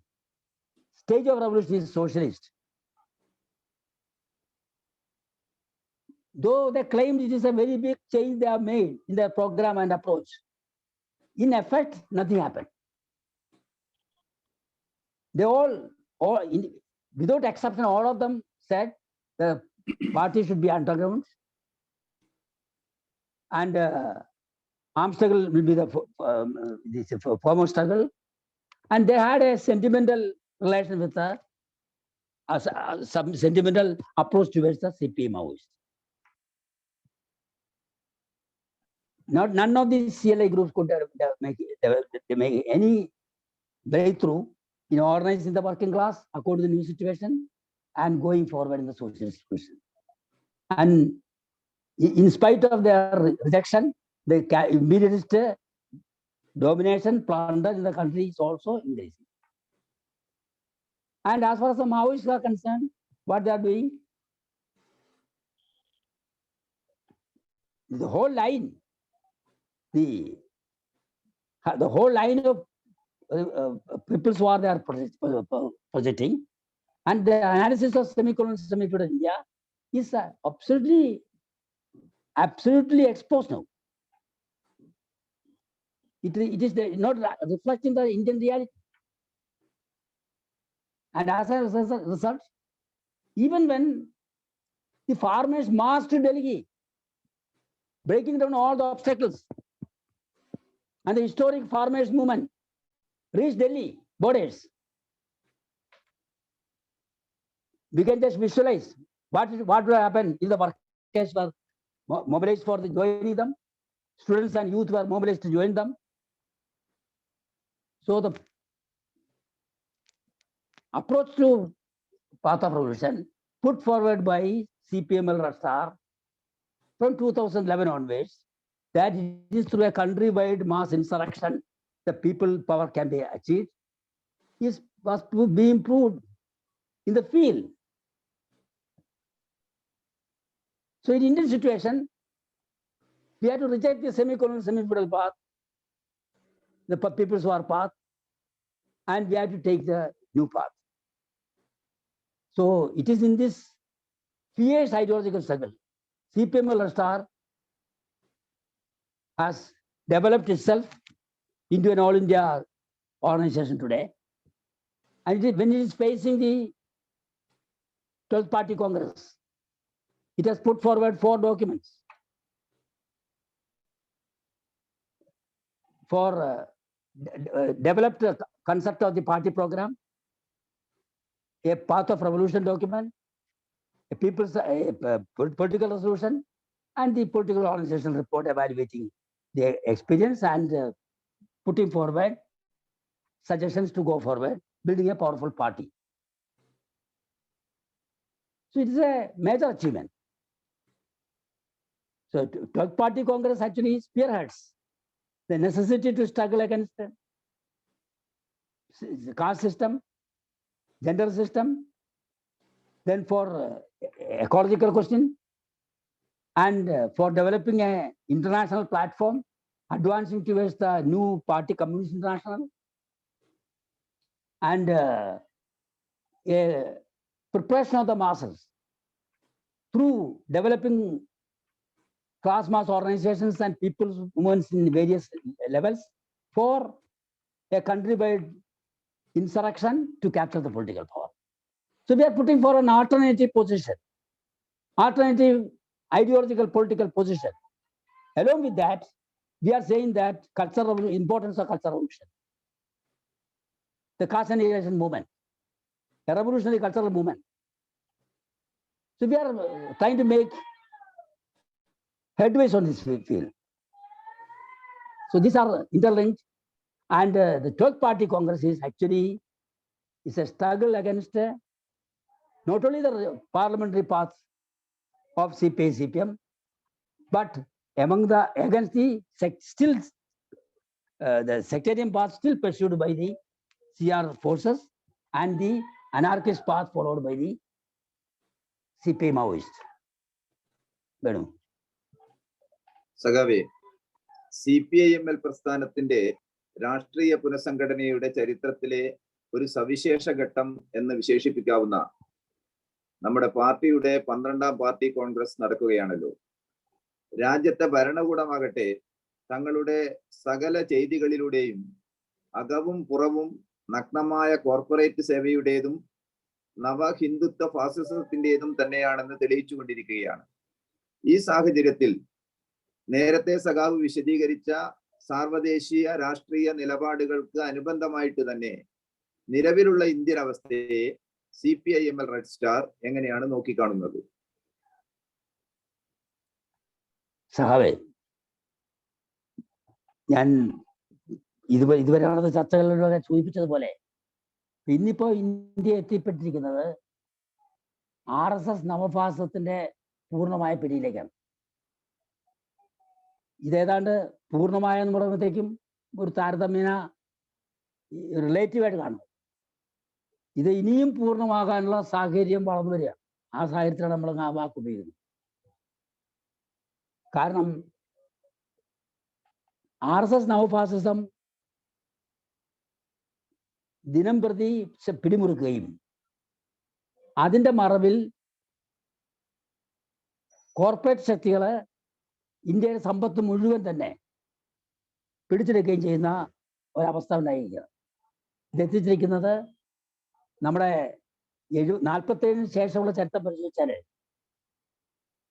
ഇതുവരെ ഭരിച്ച വിവിധ കേന്ദ്ര സംസ്ഥാന ഭരണ അധികാരികളൊക്കെ തന്നെ പിന്തുടരുന്നത് ഭരണവർഗ നയങ്ങളാണെങ്കിലും ഇതിനു മുമ്പ് ഒരിക്കലും ഉണ്ടാകാത്ത ഒരു സാഹചര്യത്തിലേക്കാണ് ഈ രാജ്യത്തിൽ. ഫാസിസ്റ്റ് ആക്രമണം കൊണ്ട് മാത്രമല്ല, സാമ്പത്തിക നയങ്ങളുണ്ട്. ഫാസിസ്റ്റ് നയങ്ങളും സാമ്പത്തിക ആക്രമണവും പരസ്പരം ബന്ധപ്പെട്ടാണ്. ഒന്ന് മറ്റൊന്നിന് സഹായിക്കുന്ന രീതിയിലാണ് പ്രവർത്തിക്കുന്നത്. ഇന്ന് ജനങ്ങളുടെ മേലുള്ള സാമ്പത്തിക ആക്രമണം അതിന്റെ പാരമ്യത്തിൽ എത്തിക്കൊണ്ടിരിക്കുകയാണ്. ഏത് സമയവും പട്ടിണി മരണങ്ങള് പൊട്ടിപ്പുറപ്പെടാം. അതിനത്ര കണ്ട് പോഷകാഹാരക്കുറവും ഭക്ഷ്യധാന്യങ്ങളുടെ അഭാവവും എല്ലാം തന്നെ ജനങ്ങൾ നേരിട്ടുകൊണ്ടിരിക്കുകയാണ്. തൊഴിലില്ലായ്മ റെക്കോർഡ് ഉപയോഗിച്ചിരിക്കുകയാണ്. വിലക്കയറ്റം ചർച്ച ചെയ്യാൻ പോലും സർക്കാർ തയ്യാറില്ല. ഇതൊരു സാഹചര്യത്തില് കോർപ്പറേറ്റുകള് ഇപ്പം അദാനി ലോകത്തെ 4ാമത്തെ സമ്പന്നനായിട്ട് വളർന്ന രീതിയിൽ നമ്മുടെ രാജ്യത്തെ സമ്പത്ത് മുഴുവൻ കോർപ്പറേറ്റുകളിലേക്ക് കൈമാറിക്കൊണ്ടിരിക്കുകയാണ്.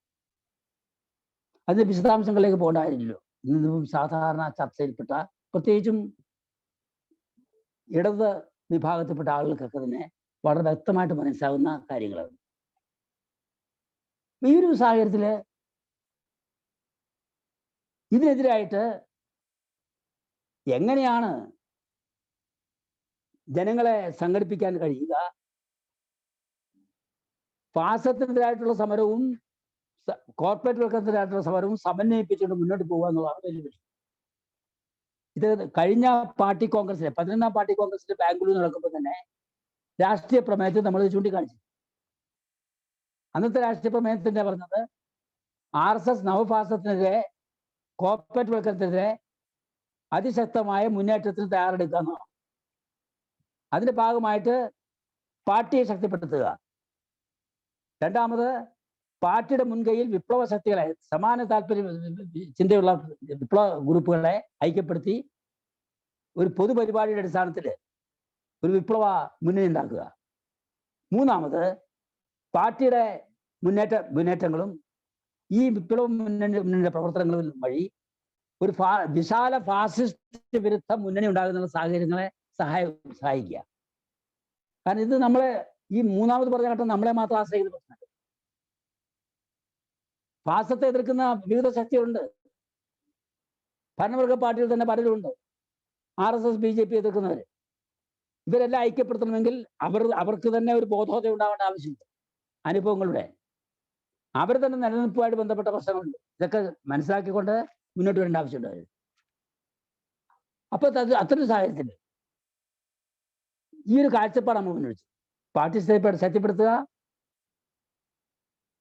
പാർട്ടിയുടെ മുൻകൈയില് വിപ്ലവ ശക്തികളെ അണിനിരത്തിയ ഒരു പൊതുപരിപാടിയുടെ അടിസ്ഥാനത്തിൽ മുന്നുണ്ടാക്കുക.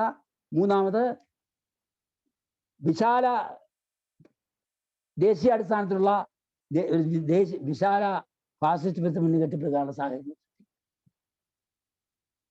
ഇന്നിപ്പം 4.25 വർഷത്തിന് ശേഷം നമ്മൾ 12ാം പാർട്ടി കോൺഗ്രസിലെ അടുത്ത മാസം നമ്മൾ ചർച്ച ചെയ്യുമ്പോൾ ഈ സ്ഥിതി വളരെ കൂടുതൽ ഗുരുതരമായിരിക്കാണ്. 2014 ജയിച്ച മോഡി 2019 ജയിച്ചു കഴിഞ്ഞപ്പോഴത്തേക്ക് എന്താ ചെയ്തത്? അതിവേഗം ഓരോ കാര്യങ്ങൾ നടപ്പാക്കി. കാശ്മീരം വിഭജിച്ചു, മുസ്ലിം ഉൾപ്പെടെ ന്യൂനപക്ഷങ്ങൾക്ക്, ആദിവാസികൾക്ക് ഈ പൗരത്വം നിഷേധിക്കുന്ന രീതിയിലേക്ക് സിറ്റിസൺഷിപ്പ് നിയമം ഭേദഗതി ചെയ്തു. അങ്ങനെ നിരവധിയായ ആക്രമണങ്ങളാണ് ജനങ്ങളിലായത്. ഇന്നിപ്പം മോഡിയുടെ പ്രചാരത്തോടുകൂടി യോഗി 2ാം പ്രാവശ്യവും ഉത്തർപ്രദേശ് ജയിച്ചിരിക്കുമ്പോൾ നമ്മൾ ആ സമയത്ത് ചൂണ്ടിക്കാണിച്ചതുപോലെ കഴിഞ്ഞ വർഷം ഓഗസ്റ്റ് 17-ാം തീയതി ലക്നൌവിൽ ഒരു കൺവെൻഷൻ വിളിച്ചുകൂട്ടി നമ്മൾ പറയുകയുണ്ടായി. അതിൽ ഒരുപാട് സഹാക്കൾ പങ്കെടുത്തു. CPM നയിക്കുന്ന പാർലമെന്ററി പാർട്ടികളും ലിബറേഷൻ പോലുള്ള പാർട്ടികളും മറ്റും പങ്കെടുത്തില്ലെങ്കിലും മറ്റു പല പാർട്ടികളും പങ്കെടുത്തു, മറ്റു പല ചെറിയ ശക്തികളും പങ്കെടുത്തു. അപ്പൊ ഈ കൺവെൻഷനിൽ നമ്മൾ ചൂണ്ടിക്കാണിച്ചത് നമ്മൾ എങ്ങനെയെങ്കിലും യോഗിയെ പരാജയപ്പെടുന്നതിന് വേണ്ടിയുള്ള ശ്രമങ്ങളെ ശക്തിപ്പെടുത്തണം. അതിനുവേണ്ടി ഡിഫീറ്റ് BJP, സേവ് ഡെമോക്രസി എന്ന് പറഞ്ഞൊരു പ്ലാറ്റ്ഫോം ഉണ്ടാക്കിയുണ്ട്, ക്യാമ്പയിൻ നടത്തി. പക്ഷെ നമ്മൾ വിചാരിച്ച പോലെ എല്ലാ കാര്യങ്ങളും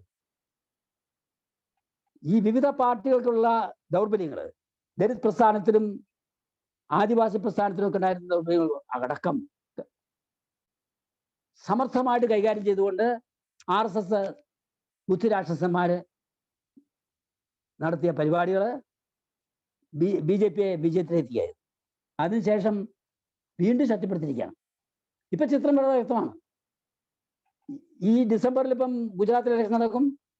അടുത്ത വർഷം 5-6 സംസ്ഥാനങ്ങളിൽ തെരഞ്ഞെടുപ്പ് നടക്കാൻ പോകുന്നുണ്ട്. ഇതിലൊക്കെ BJPയെ പിടിച്ചു കെട്ടാൻ കഴിഞ്ഞില്ലെങ്കിൽ 2024 പാർലമെന്റ് തെരഞ്ഞെടുപ്പിൽ BJPയെ പിടിച്ചു കെട്ടാൻ കഴിഞ്ഞില്ലെങ്കിൽ ഒരു സംശയവും വേണ്ട, 2025 RSSന്റെ രൂപീകരണത്തിന്റെ 100ാം വാർഷികത്തിന് ഇന്ത്യയെ ഹിന്ദു രാഷ്ട്രമായിട്ട് അവർ പ്രഖ്യാപിക്കും. ഹിന്ദു രാഷ്ട്രമായിട്ട് പ്രഖ്യാപിച്ചുകൊണ്ട് പ്രസിഡൻഷ്യൽ സിസ്റ്റം നടപ്പിലാക്കിക്കൊണ്ട് ഇന്ന് വരെ നുണകളുടെ അടുത്തതായി കെട്ടിപ്പടുത്ത അവരുടെ ചരിത്രമുണ്ടല്ലോ, RSS ചരിത്രം, ഇന്ത്യയെക്കുറിച്ചുള്ള RSS ചരിത്രം, അത് എല്ലാ രംഗത്തും അടിച്ചേൽപ്പിക്കുന്ന പ്രവർത്തനം ഏറ്റവും ശക്തമായി കൊണ്ടുപോകും. ഇന്ത്യ മുഴുവൻ തന്നെ കോർപ്പറേറ്റുകളുടെ കയ്യിലാവും.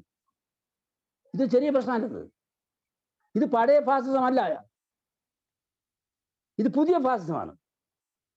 ഇന്ന് ഫാസിസം, പണ്ട് ഫാസിസം വരുമ്പോൾ, ഹിറ്റ്ലർ മുസോളിനി വരുമ്പോൾ നിരവധിയായ രാജ്യങ്ങളിലൊന്നും ബൂർഷ്വാ ജനാധിപത്യ സമ്പ്രദായം.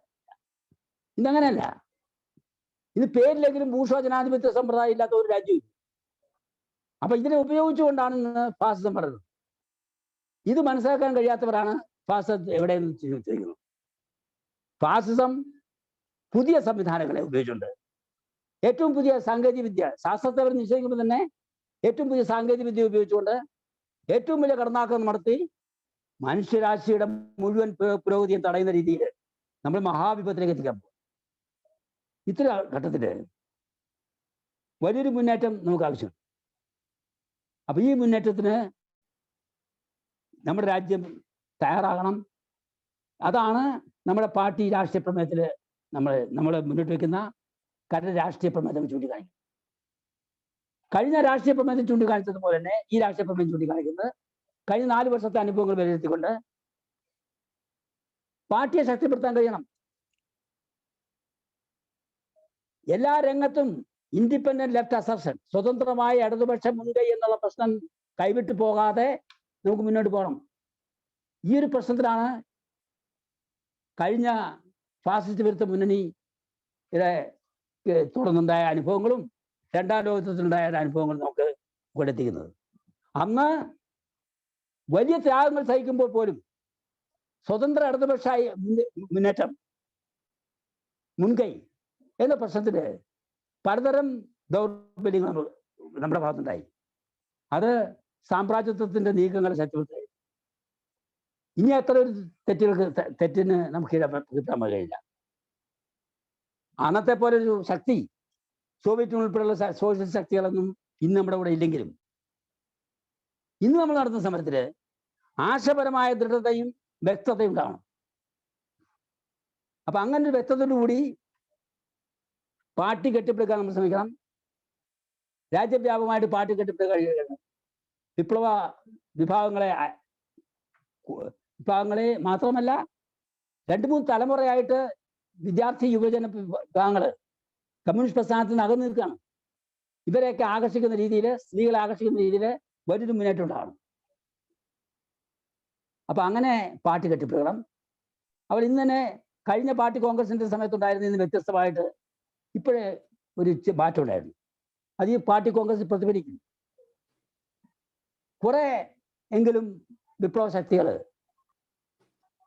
5-8 സംഘടനകളെങ്കിലും പാർട്ടി കോൺഗ്രസിൽ പങ്കെടുക്കുന്നുണ്ട്. പാർട്ടി കോൺഗ്രസിന് ശേഷം അവരെയൊക്കെ ഐക്യപ്പെടുത്തിക്കൊണ്ടുള്ള ഒരു കോമൺ പരിപാടിയുടെ അടിസ്ഥാനത്തിലുള്ള മുന്നണിക്ക് നമ്മൾ ശ്രമിക്കും. അതോടൊപ്പം രാജ്യവ്യാപകമായ പ്രക്ഷോഭങ്ങൾ വളർത്തിക്കൊണ്ട് BJPയുടെ തിരിച്ചുവരവിനെതിരായിട്ട് 2024 ഇലക്ഷൻ തിരിച്ചുവരവിനെതിരായിട്ട് ഹിന്ദു രാഷ്ട്ര സങ്കല്പത്തിനെതിരായിട്ട് വലിയൊരു ക്യാമ്പയിനുകൾ നടത്തണം.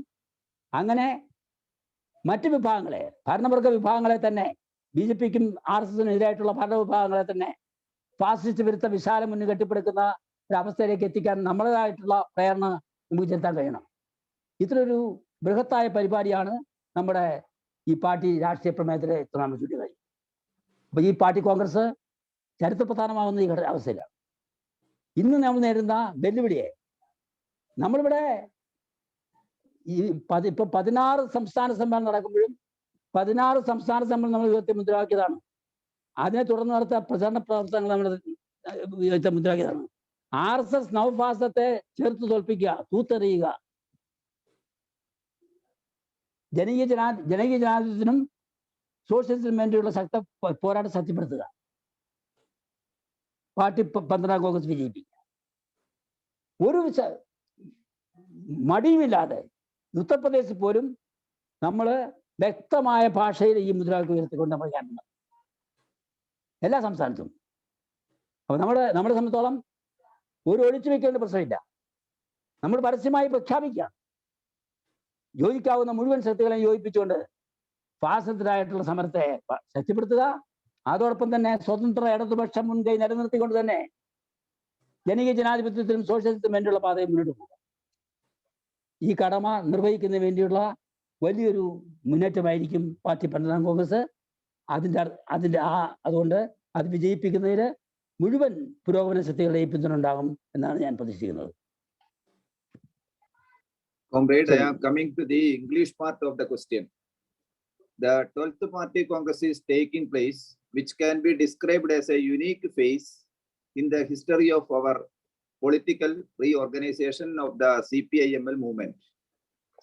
On the other hand, the country's government, through all its actions, continues to prove itself to be that of corporate slavery and neo-Hindu fascism.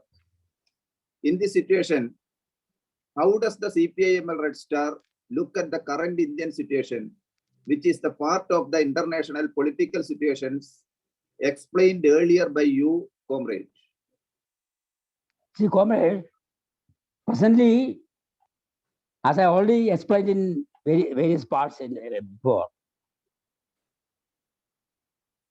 India is in the grip of RSS neo-fascism, and it is tightening its grip day by day. It is utilizing all the weaknesses of the parliamentary opposition parties, parliamentary left parties, and various sections. And with all-round support of the corporate forces with vast economic resources. It is advancing day by day in its process of fascizing the country. Even you take the Agnipath new project, already RSS is contributing 75% of the military officers, naval officers, and Air Force officers. Through their own institutions, they are sending people to the National Defense Academy and other institutions. Now with this, Agnipath is very clear. Within few years, in a decade, the whole army will become sufferized.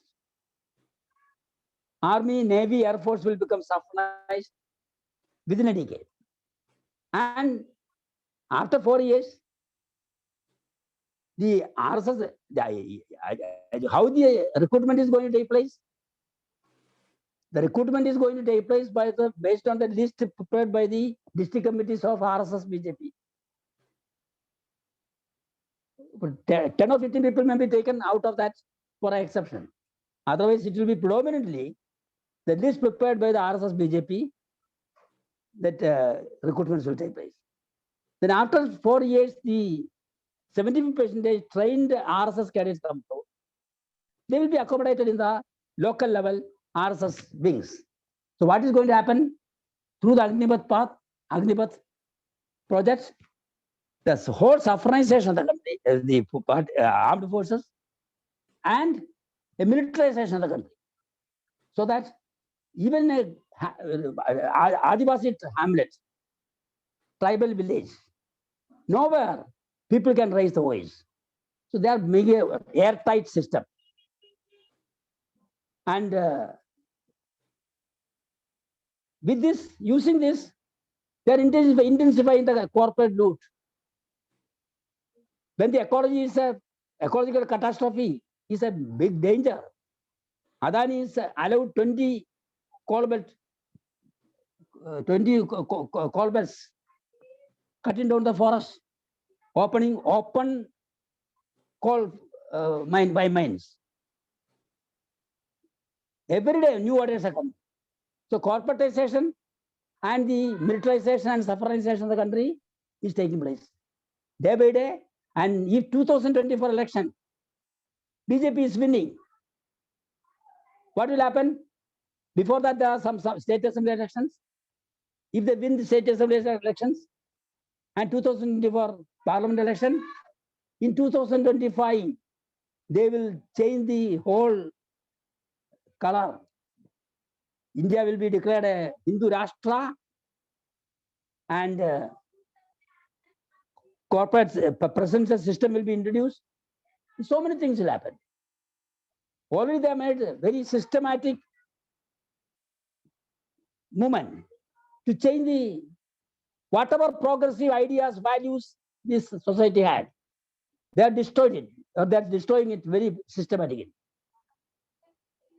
So in this situation, we can see this is a reflection of what is happening at the international also. Different countries in different contexts, this type of things are happening. Whether in all subcontinents, all continents, different countries, it is happening. It's not a new thing. So what is happening in India, utilizing the Chaturvarnya caste system and the Aryan philosophy, the Vedic philosophy, Sanatana Dharma, they are going to take back this country to the Middle Ages and with corporatization at all levels. So our challenge is we have to come out openly, mobilizing the masses in a big way. That's why we call for in the party political resolution. We call for attack on this RSS neo-fascist offensive and try to develop our political party. First task, try to develop our party, recruiting the new forces, students and youth and women, and develop the party's strength. Second, we have to bring the like-minded revolutionary forces who are prepared to fight against the RSS fascism together with a program, and that process also we have started, and the party congress will reflect that effort with the presence of many of the sections in the party congress. Third, through the party building, class mass organization building, people's movements at various levels, and through the campaigns and struggles launched by the revolutionary left core based on their minimum program, we will have to create a condition for making the more and more forces aware of the danger facing this country, so that in the 2024 elections, a powerful bloc will come up. That's our hope. A powerful bloc of parties will come up to challenge the RSS BJP. Of course, it is not a question which we can determine and direct, but we can work for it by developing our party and developing our class mass organizations and people's movements and challenging the RSS. Similarly, by building the left core with a minimum program and campaigning under its banner, we can create a situation, we can create an atmosphere for all the anti-BJP forces to come forward and 2024 to give a challenge to BJP. So it is our endeavor. We will work for it because the danger is before us. If 2024 BJP is not defeated, the country is going to face the threat of becoming a Hindu Rashtra and a whole change, which is going to be easy to overturn. It is not just like a Indira Gandhi declaring emergency and after emergency, all institutions coming back. It is not like that. It is going to be compared with that. What is happening is a total overturning of the system by the fascist forces, fascising the country in every grade. It is not a small danger. So our fervent appeal to all the progressive forces is, whatever may be the positions, political positions, on the question of fighting RSS BJP, they should come forward and build a broadest possible front in the 2024 elections so that BJP can be defeated convincingly and we can give a big blow to the projects worked out by the think tanks in Nagpur. So the party program we have drafted and the path of revolution we are putting forward and the political resolution we have put forward.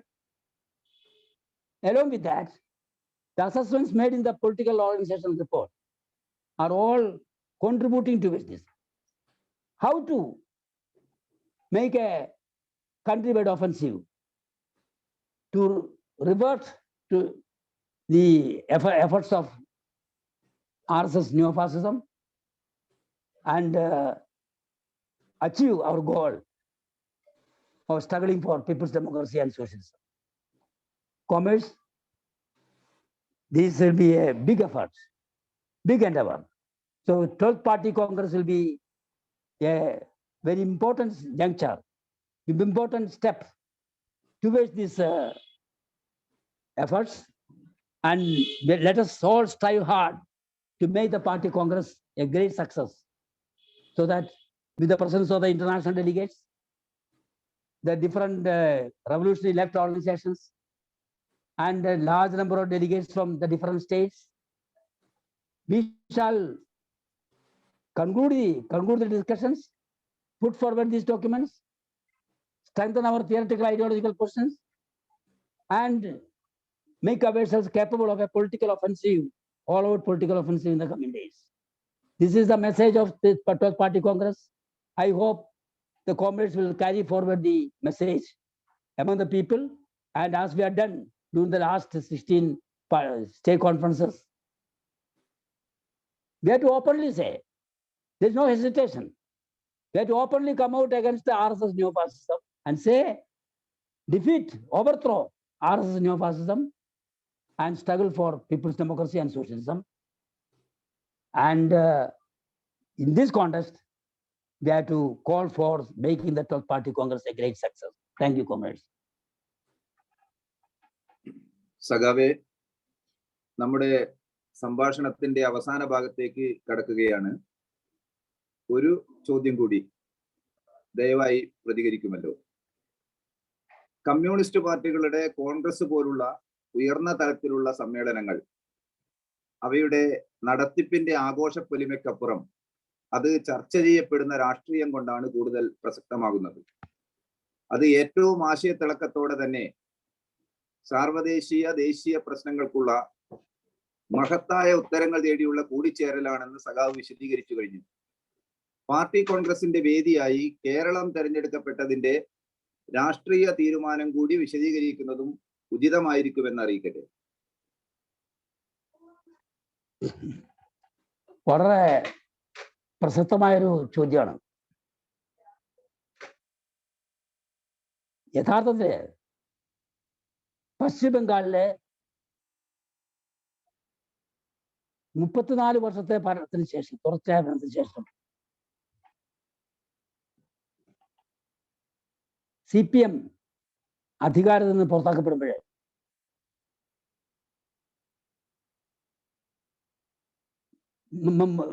Mamata അല്ലാതെ മറ്റൊരു alternative ഉണ്ടായിരുന്നില്ല. CPM പുറത്തു പോകുന്നത് വ്യക്തമായിരുന്നു. പക്ഷേ CPM-ന് മമത പകരം മമത അല്ലാത്തൊരു alternative ഉണ്ടായിരുന്നില്ല. ത്രിപുരയില് മണി സർക്കാർ 25 വർഷത്തിന് ശേഷം പുറത്താക്കപ്പെടുമ്പോൾ RSS അടിച്ചു കയറുകയായിരുന്നു. അടിച്ചു കയറി അധികാരം പിടിച്ചെടുത്തു. വേറൊരു ഓൾട്ടർനേറ്റീവ് ഉണ്ടായിരുന്നില്ല. അപ്പൊ സോഷ്യൽ ഡെമോക്രാറ്റിക് പാർട്ടികൾ ജനങ്ങൾക്കിടയിൽ സൃഷ്ടിക്കുന്ന വ്യാമോഹവും അത് പിന്നീട് ഉണ്ടാക്കുന്ന തിരിച്ചടിയും നമ്മൾ നേരിട്ട് അനുഭവിച്ചുകൊണ്ടിരിക്കുക. ബംഗാളിലും വർത്തമാന ബംഗാളിലും വർത്തമാന ത്രിപുരയിലൊക്കെ നമ്മൾ കാണുന്നത്. ഇല്ലെങ്കിൽ പഴയ സോഷ്യലിസ്റ്റ് രാജ്യങ്ങളൊക്കെ നമ്മൾ കാണുന്ന സർവേകളൊക്കെ തെളിയിക്കുന്നത് പഴയ സോഷ്യലിസ്റ്റ് രാജ്യങ്ങളിലൊക്കെ ഇപ്പോഴും ജനങ്ങൾ ഒരു തിരിച്ചുപോക്ക് ആഗ്രഹിക്കുന്നതാണ്. പക്ഷേ സർവേകളൊക്കെ ആകുമ്പോഴും അങ്ങനെ ആകുമ്പോഴും സോവിയറ്റ് യൂണിയനിലെ കമ്മ്യൂണിസ്റ്റ് പാർട്ടി എന്ന് വിളിക്കപ്പെടുന്ന സോഷ്യൽ ഡെമോക്രാറ്റിക് പാർട്ടി ഉക്രൈൻ ആക്രമിക്കുന്ന പുടിന്റെ കൂടെയാണ്. അപ്പോൾ ഉക്രൈൻ ആക്രമിക്കുന്ന പുടിന്റെ കൂടെയാണ് കമ്മ്യൂണിസ്റ്റ്, അവിടുത്തെ പേര് കമ്മ്യൂണിസ്റ്റ് പാർട്ടി എന്ന് പറയുന്ന റിവിഷനിസ്റ്റ് പാർട്ടിയും അതേപോലെ അവിടുത്തെ മത നേതൃത്വങ്ങളെല്ലാം. ഇത് ഒരു പുതിയ ഐക്യമാണ് ലോകത്ത്. എല്ലാത്തരം പരിഷ്കരണവാദികളും തിരുത്തൽവാദികളും മതശക്തികളും ജാതി ശക്തികളും പിന്തിരിപ്പൻ ശക്തികളും എല്ലാം ചേർന്നുള്ള ഒരു വലിയ മുന്നണി ലോകം മുഴുവൻ ഉണ്ടായിക്കൊണ്ടിരിക്കുക. ഓരോ രാജ്യങ്ങളിലും അതാത് സാഹചര്യങ്ങൾക്കനുസരിച്ച് ഒരു മുന്നണി കൊണ്ടിരിക്കുകയാണ്. ഇതിനെ മറികടന്നുകൊണ്ട് മുന്നോട്ട് പോകണമെങ്കിൽ വലിയൊരു ശ്രമം ആവശ്യമുണ്ട്. ആ സന്ദർഭത്തിലാണ് കേരളത്തിലെ പ്രശ്നം ഉയർന്നു വരുന്നത്. കേരളത്തിൽ നമ്മളെന്താ കാണുന്നത്? മഹാരാഷ്ട്രയിലെ ബുള്ളറ്റ് ട്രെയിനിനെ എതിർക്കുന്നതിന് വേണ്ടി CPM CPI ഉൾപ്പെടെയുള്ള പാർട്ടികളും നമ്മുടെ പാർട്ടികളും എല്ലാം തന്നെ, നമ്മുടെ ഇതുപോലുള്ള പാർട്ടികളും എല്ലാം തന്നെ ചേർന്നുകൊണ്ട് ഒരു വലിയ മുന്നണി പ്രവർത്തിക്കുന്നതിന്റെ ഫലമായിട്ട് മഹാരാഷ്ട്ര ഭാഗത്ത് ഇനിയും ബുള്ളറ്റ് ട്രെയിൻ വന്നിട്ടില്ല. ഗുജറാത്തിൽ നിർമ്മിച്ചു കഴിഞ്ഞു. പക്ഷെ ഇവിടെ എന്താ ചെയ്തത്?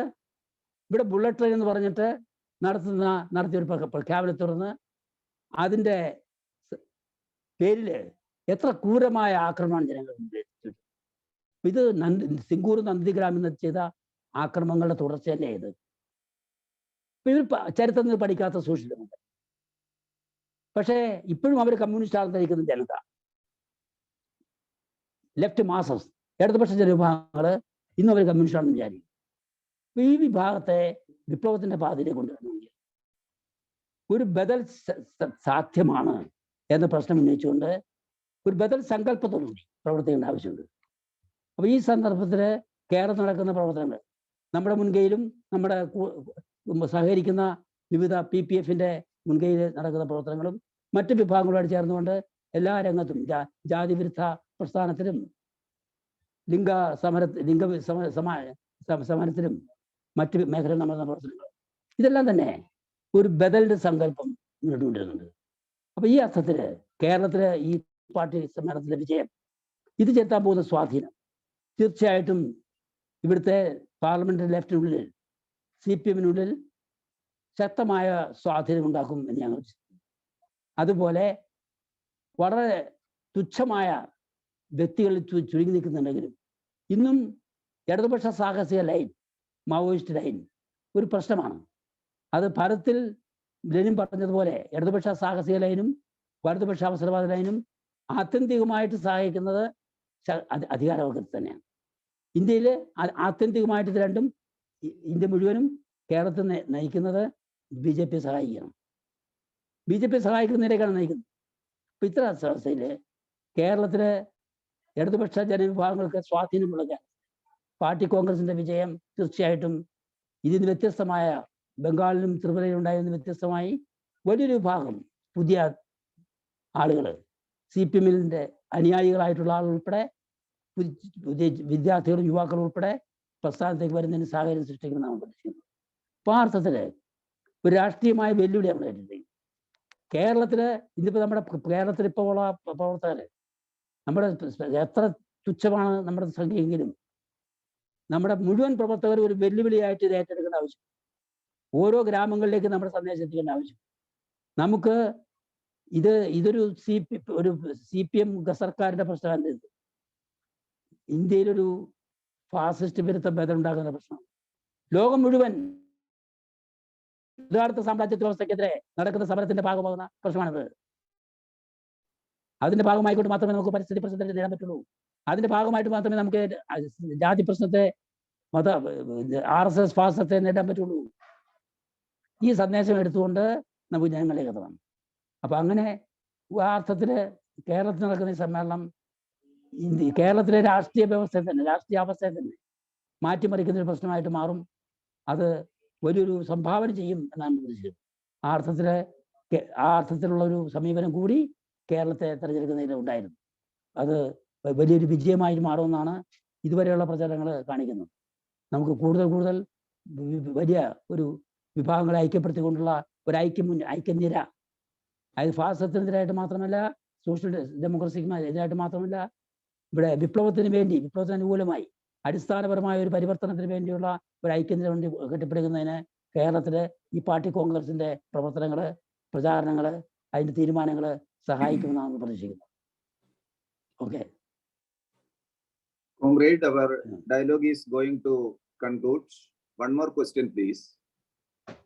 High-level gatherings such as congresses of communist parties are more relevant in their political content than the celebratory ways of its implementation. Comrade, you said it with extreme political correctness that the gathering is intended to derive the great answers to the international and national problems of this historic juncture. It is also informed that it would be appropriate to explain the political decision of Kerala being selected as the venue of the Party Congress. Comrades, generally various aspects are taken into consideration and the struggle has to be taken into consideration, and where we are leading the struggle, all these questions are important when we take a place of Party Congress. Presently in Indian situation, there are many states where we can take up the position, where we could hold the Party Congress. We could hold it in West Bengal. We could hold it in Orissa. We could hold in Tamil Nadu, where a large number of forces are joining us off late from different streams. So there's different states where we could take them. But we selected Kerala because Kerala is the last citadel of social democracy in India, where in the name of Marxism, the social democrats are implementing the policies of Modi government without any shame.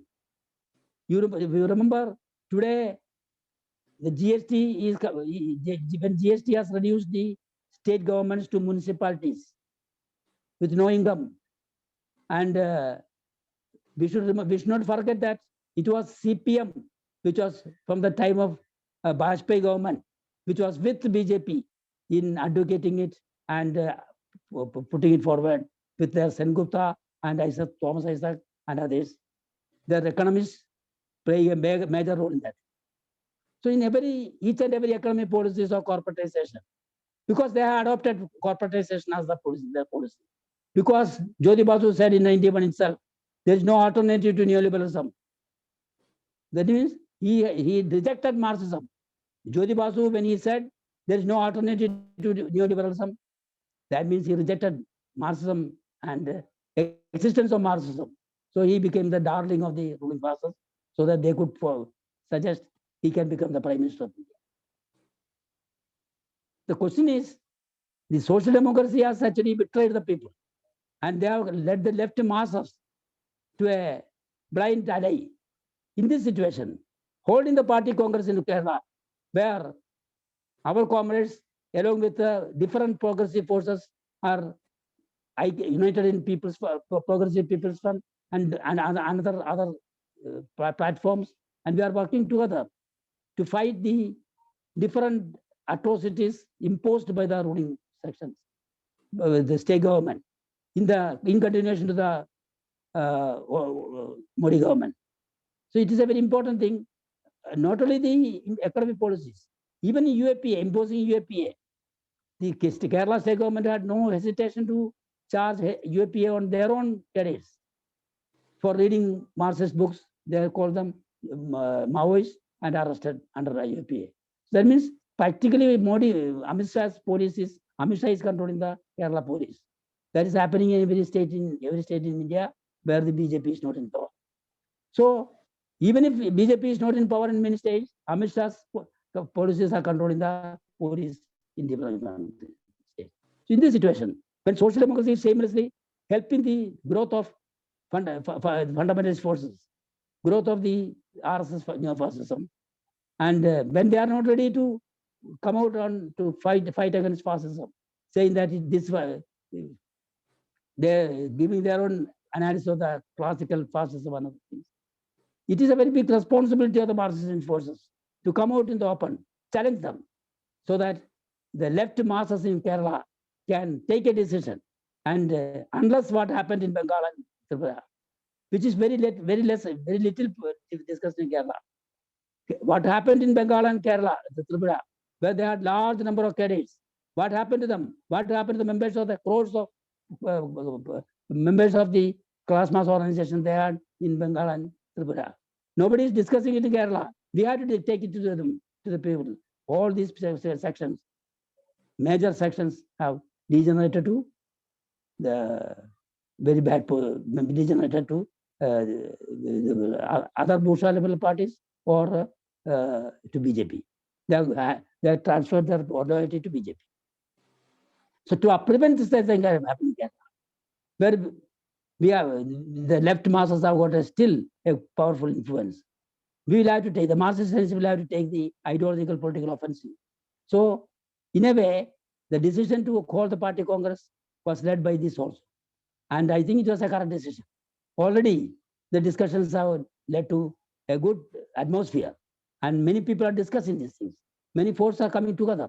A left array, a united array of the left forces, and suppressed forces are getting formed. It's a good thing. And in the coming days, if we intensify these efforts, and if we take the message to the different old villages, and the situation will change. So in this way, holding the Party Congress in Kerala will be a breakthrough for the Marxist movement. And the party building is going to become a big leap, make a big leap in the coming days. I am hopeful, and maybe I am sure that the struggle against neo-fascism and the struggle to expose social democracy, theoretically and politically, will lead us to building the party in a big way, building the left unity of the left core forces with a program and organizing campaigns and creating conditions for a coming together of different anti-BJP RSS forces in the 2024 elections will be positively influenced by the campaign we are doing in Kerala now and the results of the party congress. So in this way, there is a relevance in holding the party congress in Kerala. On the whole, the party congress represents, apart from this, on the whole, the party congress represents the great struggle we have to carry forward. It is not going to be an easy struggle in the coming days. We are going to face the oldest fascist force in the world, the most powerful fascist force in the world. Even Hitler's fascist forces were not so powerful. So the Indian fascist forces, the RSS neo-fascist forces, utilizing the Indian machinery, the state, they're controlling the whole state, they're controlling the judiciary, they're controlling administration, they're controlling the military, police, everything they're controlling. The enforcement directors, everything they are controlling. And through this, they are actually going to an absolute dictatorship of the fascist forces in our country. In this situation, when certain people, social democrats, do not understand this thing, we have to expose them and we have to penetrate these ideas to them also. In this way, it's a big decision we have taken to hold in Kerala. And I hope this decision was correct. And within a month, when we start the party congress, it will be proved that the decision was correct. And by the completion of the party congress, an atmosphere will be created for a new ideological political offensive, no organizational offensive. And I hope all the comrades will work hard in the coming days with full spirit, whatever may be the provocations. We shall overcome them. We shall take the challenge, comrades. We shall overcome all the difficulties. We shall overcome all the challenges. We shall march forward towards people's democracy and socialism. This is the message of the party congress, and let us carry forward. Let us carry forward the message to each and every hamlet, the two sections of the people. Let's salute to all the comrades. പ്രിയമുള്ളവരെ, നമ്മുടെ ഈ സംഭാഷണം ഇവിടെ അവസാനിക്കുകയാണ്. നമുക്കൊക്കെ അറിയാവുന്നതുപോലെ CPIM red സ്റ്റാറിന്റെ Kerala സംസ്ഥാന secretary സഖാവ് MP കുഞ്ഞിക്കണ്ണാരൻ നേരത്തെ വിശദീകരിച്ചതുപോലെ കേരളത്തിലെയും ഇന്ത്യയിലെയും കമ്മ്യൂണിസ്റ്റ് പ്രസ്ഥാനത്തിന്റെ ഭാഗമായ പ്രവർത്തകർ മുഴുവനും സഖാവ് എന്ന് മാത്രം വിളിക്കുന്ന മഹാനായ വിപ്ലവകാരി സഖാവ് കൃഷ്ണപിള്ളയുടെ ഓർമ്മ ദിനമാണിന്ന്. ഈ ദിനത്തിന്റെ രാഷ്ട്രീയ നിലപാട് കൂടി ഉയർത്തിപ്പിടിച്ചുകൊണ്ട് നടത്തിയ ഈ പ്രഭാഷണ പരിപാടിയിൽ പങ്കെടുത്തുകൊണ്ട് CPIM റെഡ് സ്റ്റാറിന്റെ 12ാം പാർട്ടി കോൺഗ്രസിന്റെ രാഷ്ട്രീയ പ്രാധാന്യം വിശദീകരിച്ച അഖിലേന്ത്യാ ജനറൽ സെക്രട്ടറി സഖാവ് KN രാമചന്ദ്രന് അഭിവാദ്യങ്ങൾ അർപ്പിക്കുന്നു. ഒപ്പം ഈ പരിപാടി കാണുന്ന മുഴുവൻ സഖാക്കൾക്കും സുഹൃത്തുക്കൾക്കും അഭിവാദ്യങ്ങൾ. Dear friends, the program ends here. As all of us aware, and Comrade MP Kunjikanaran, Secretary CPIM Red Star Kerala State Committee, explained earlier that today is the memorial day of the great revolutionary Comrade P. Krishnapilla. We are very thankful to Comrade KN for delivering a speech by upholding the political position Kerala and India now demand. And thanks to all the comrades and friends watching this program live or offline. Red salutes. Oh.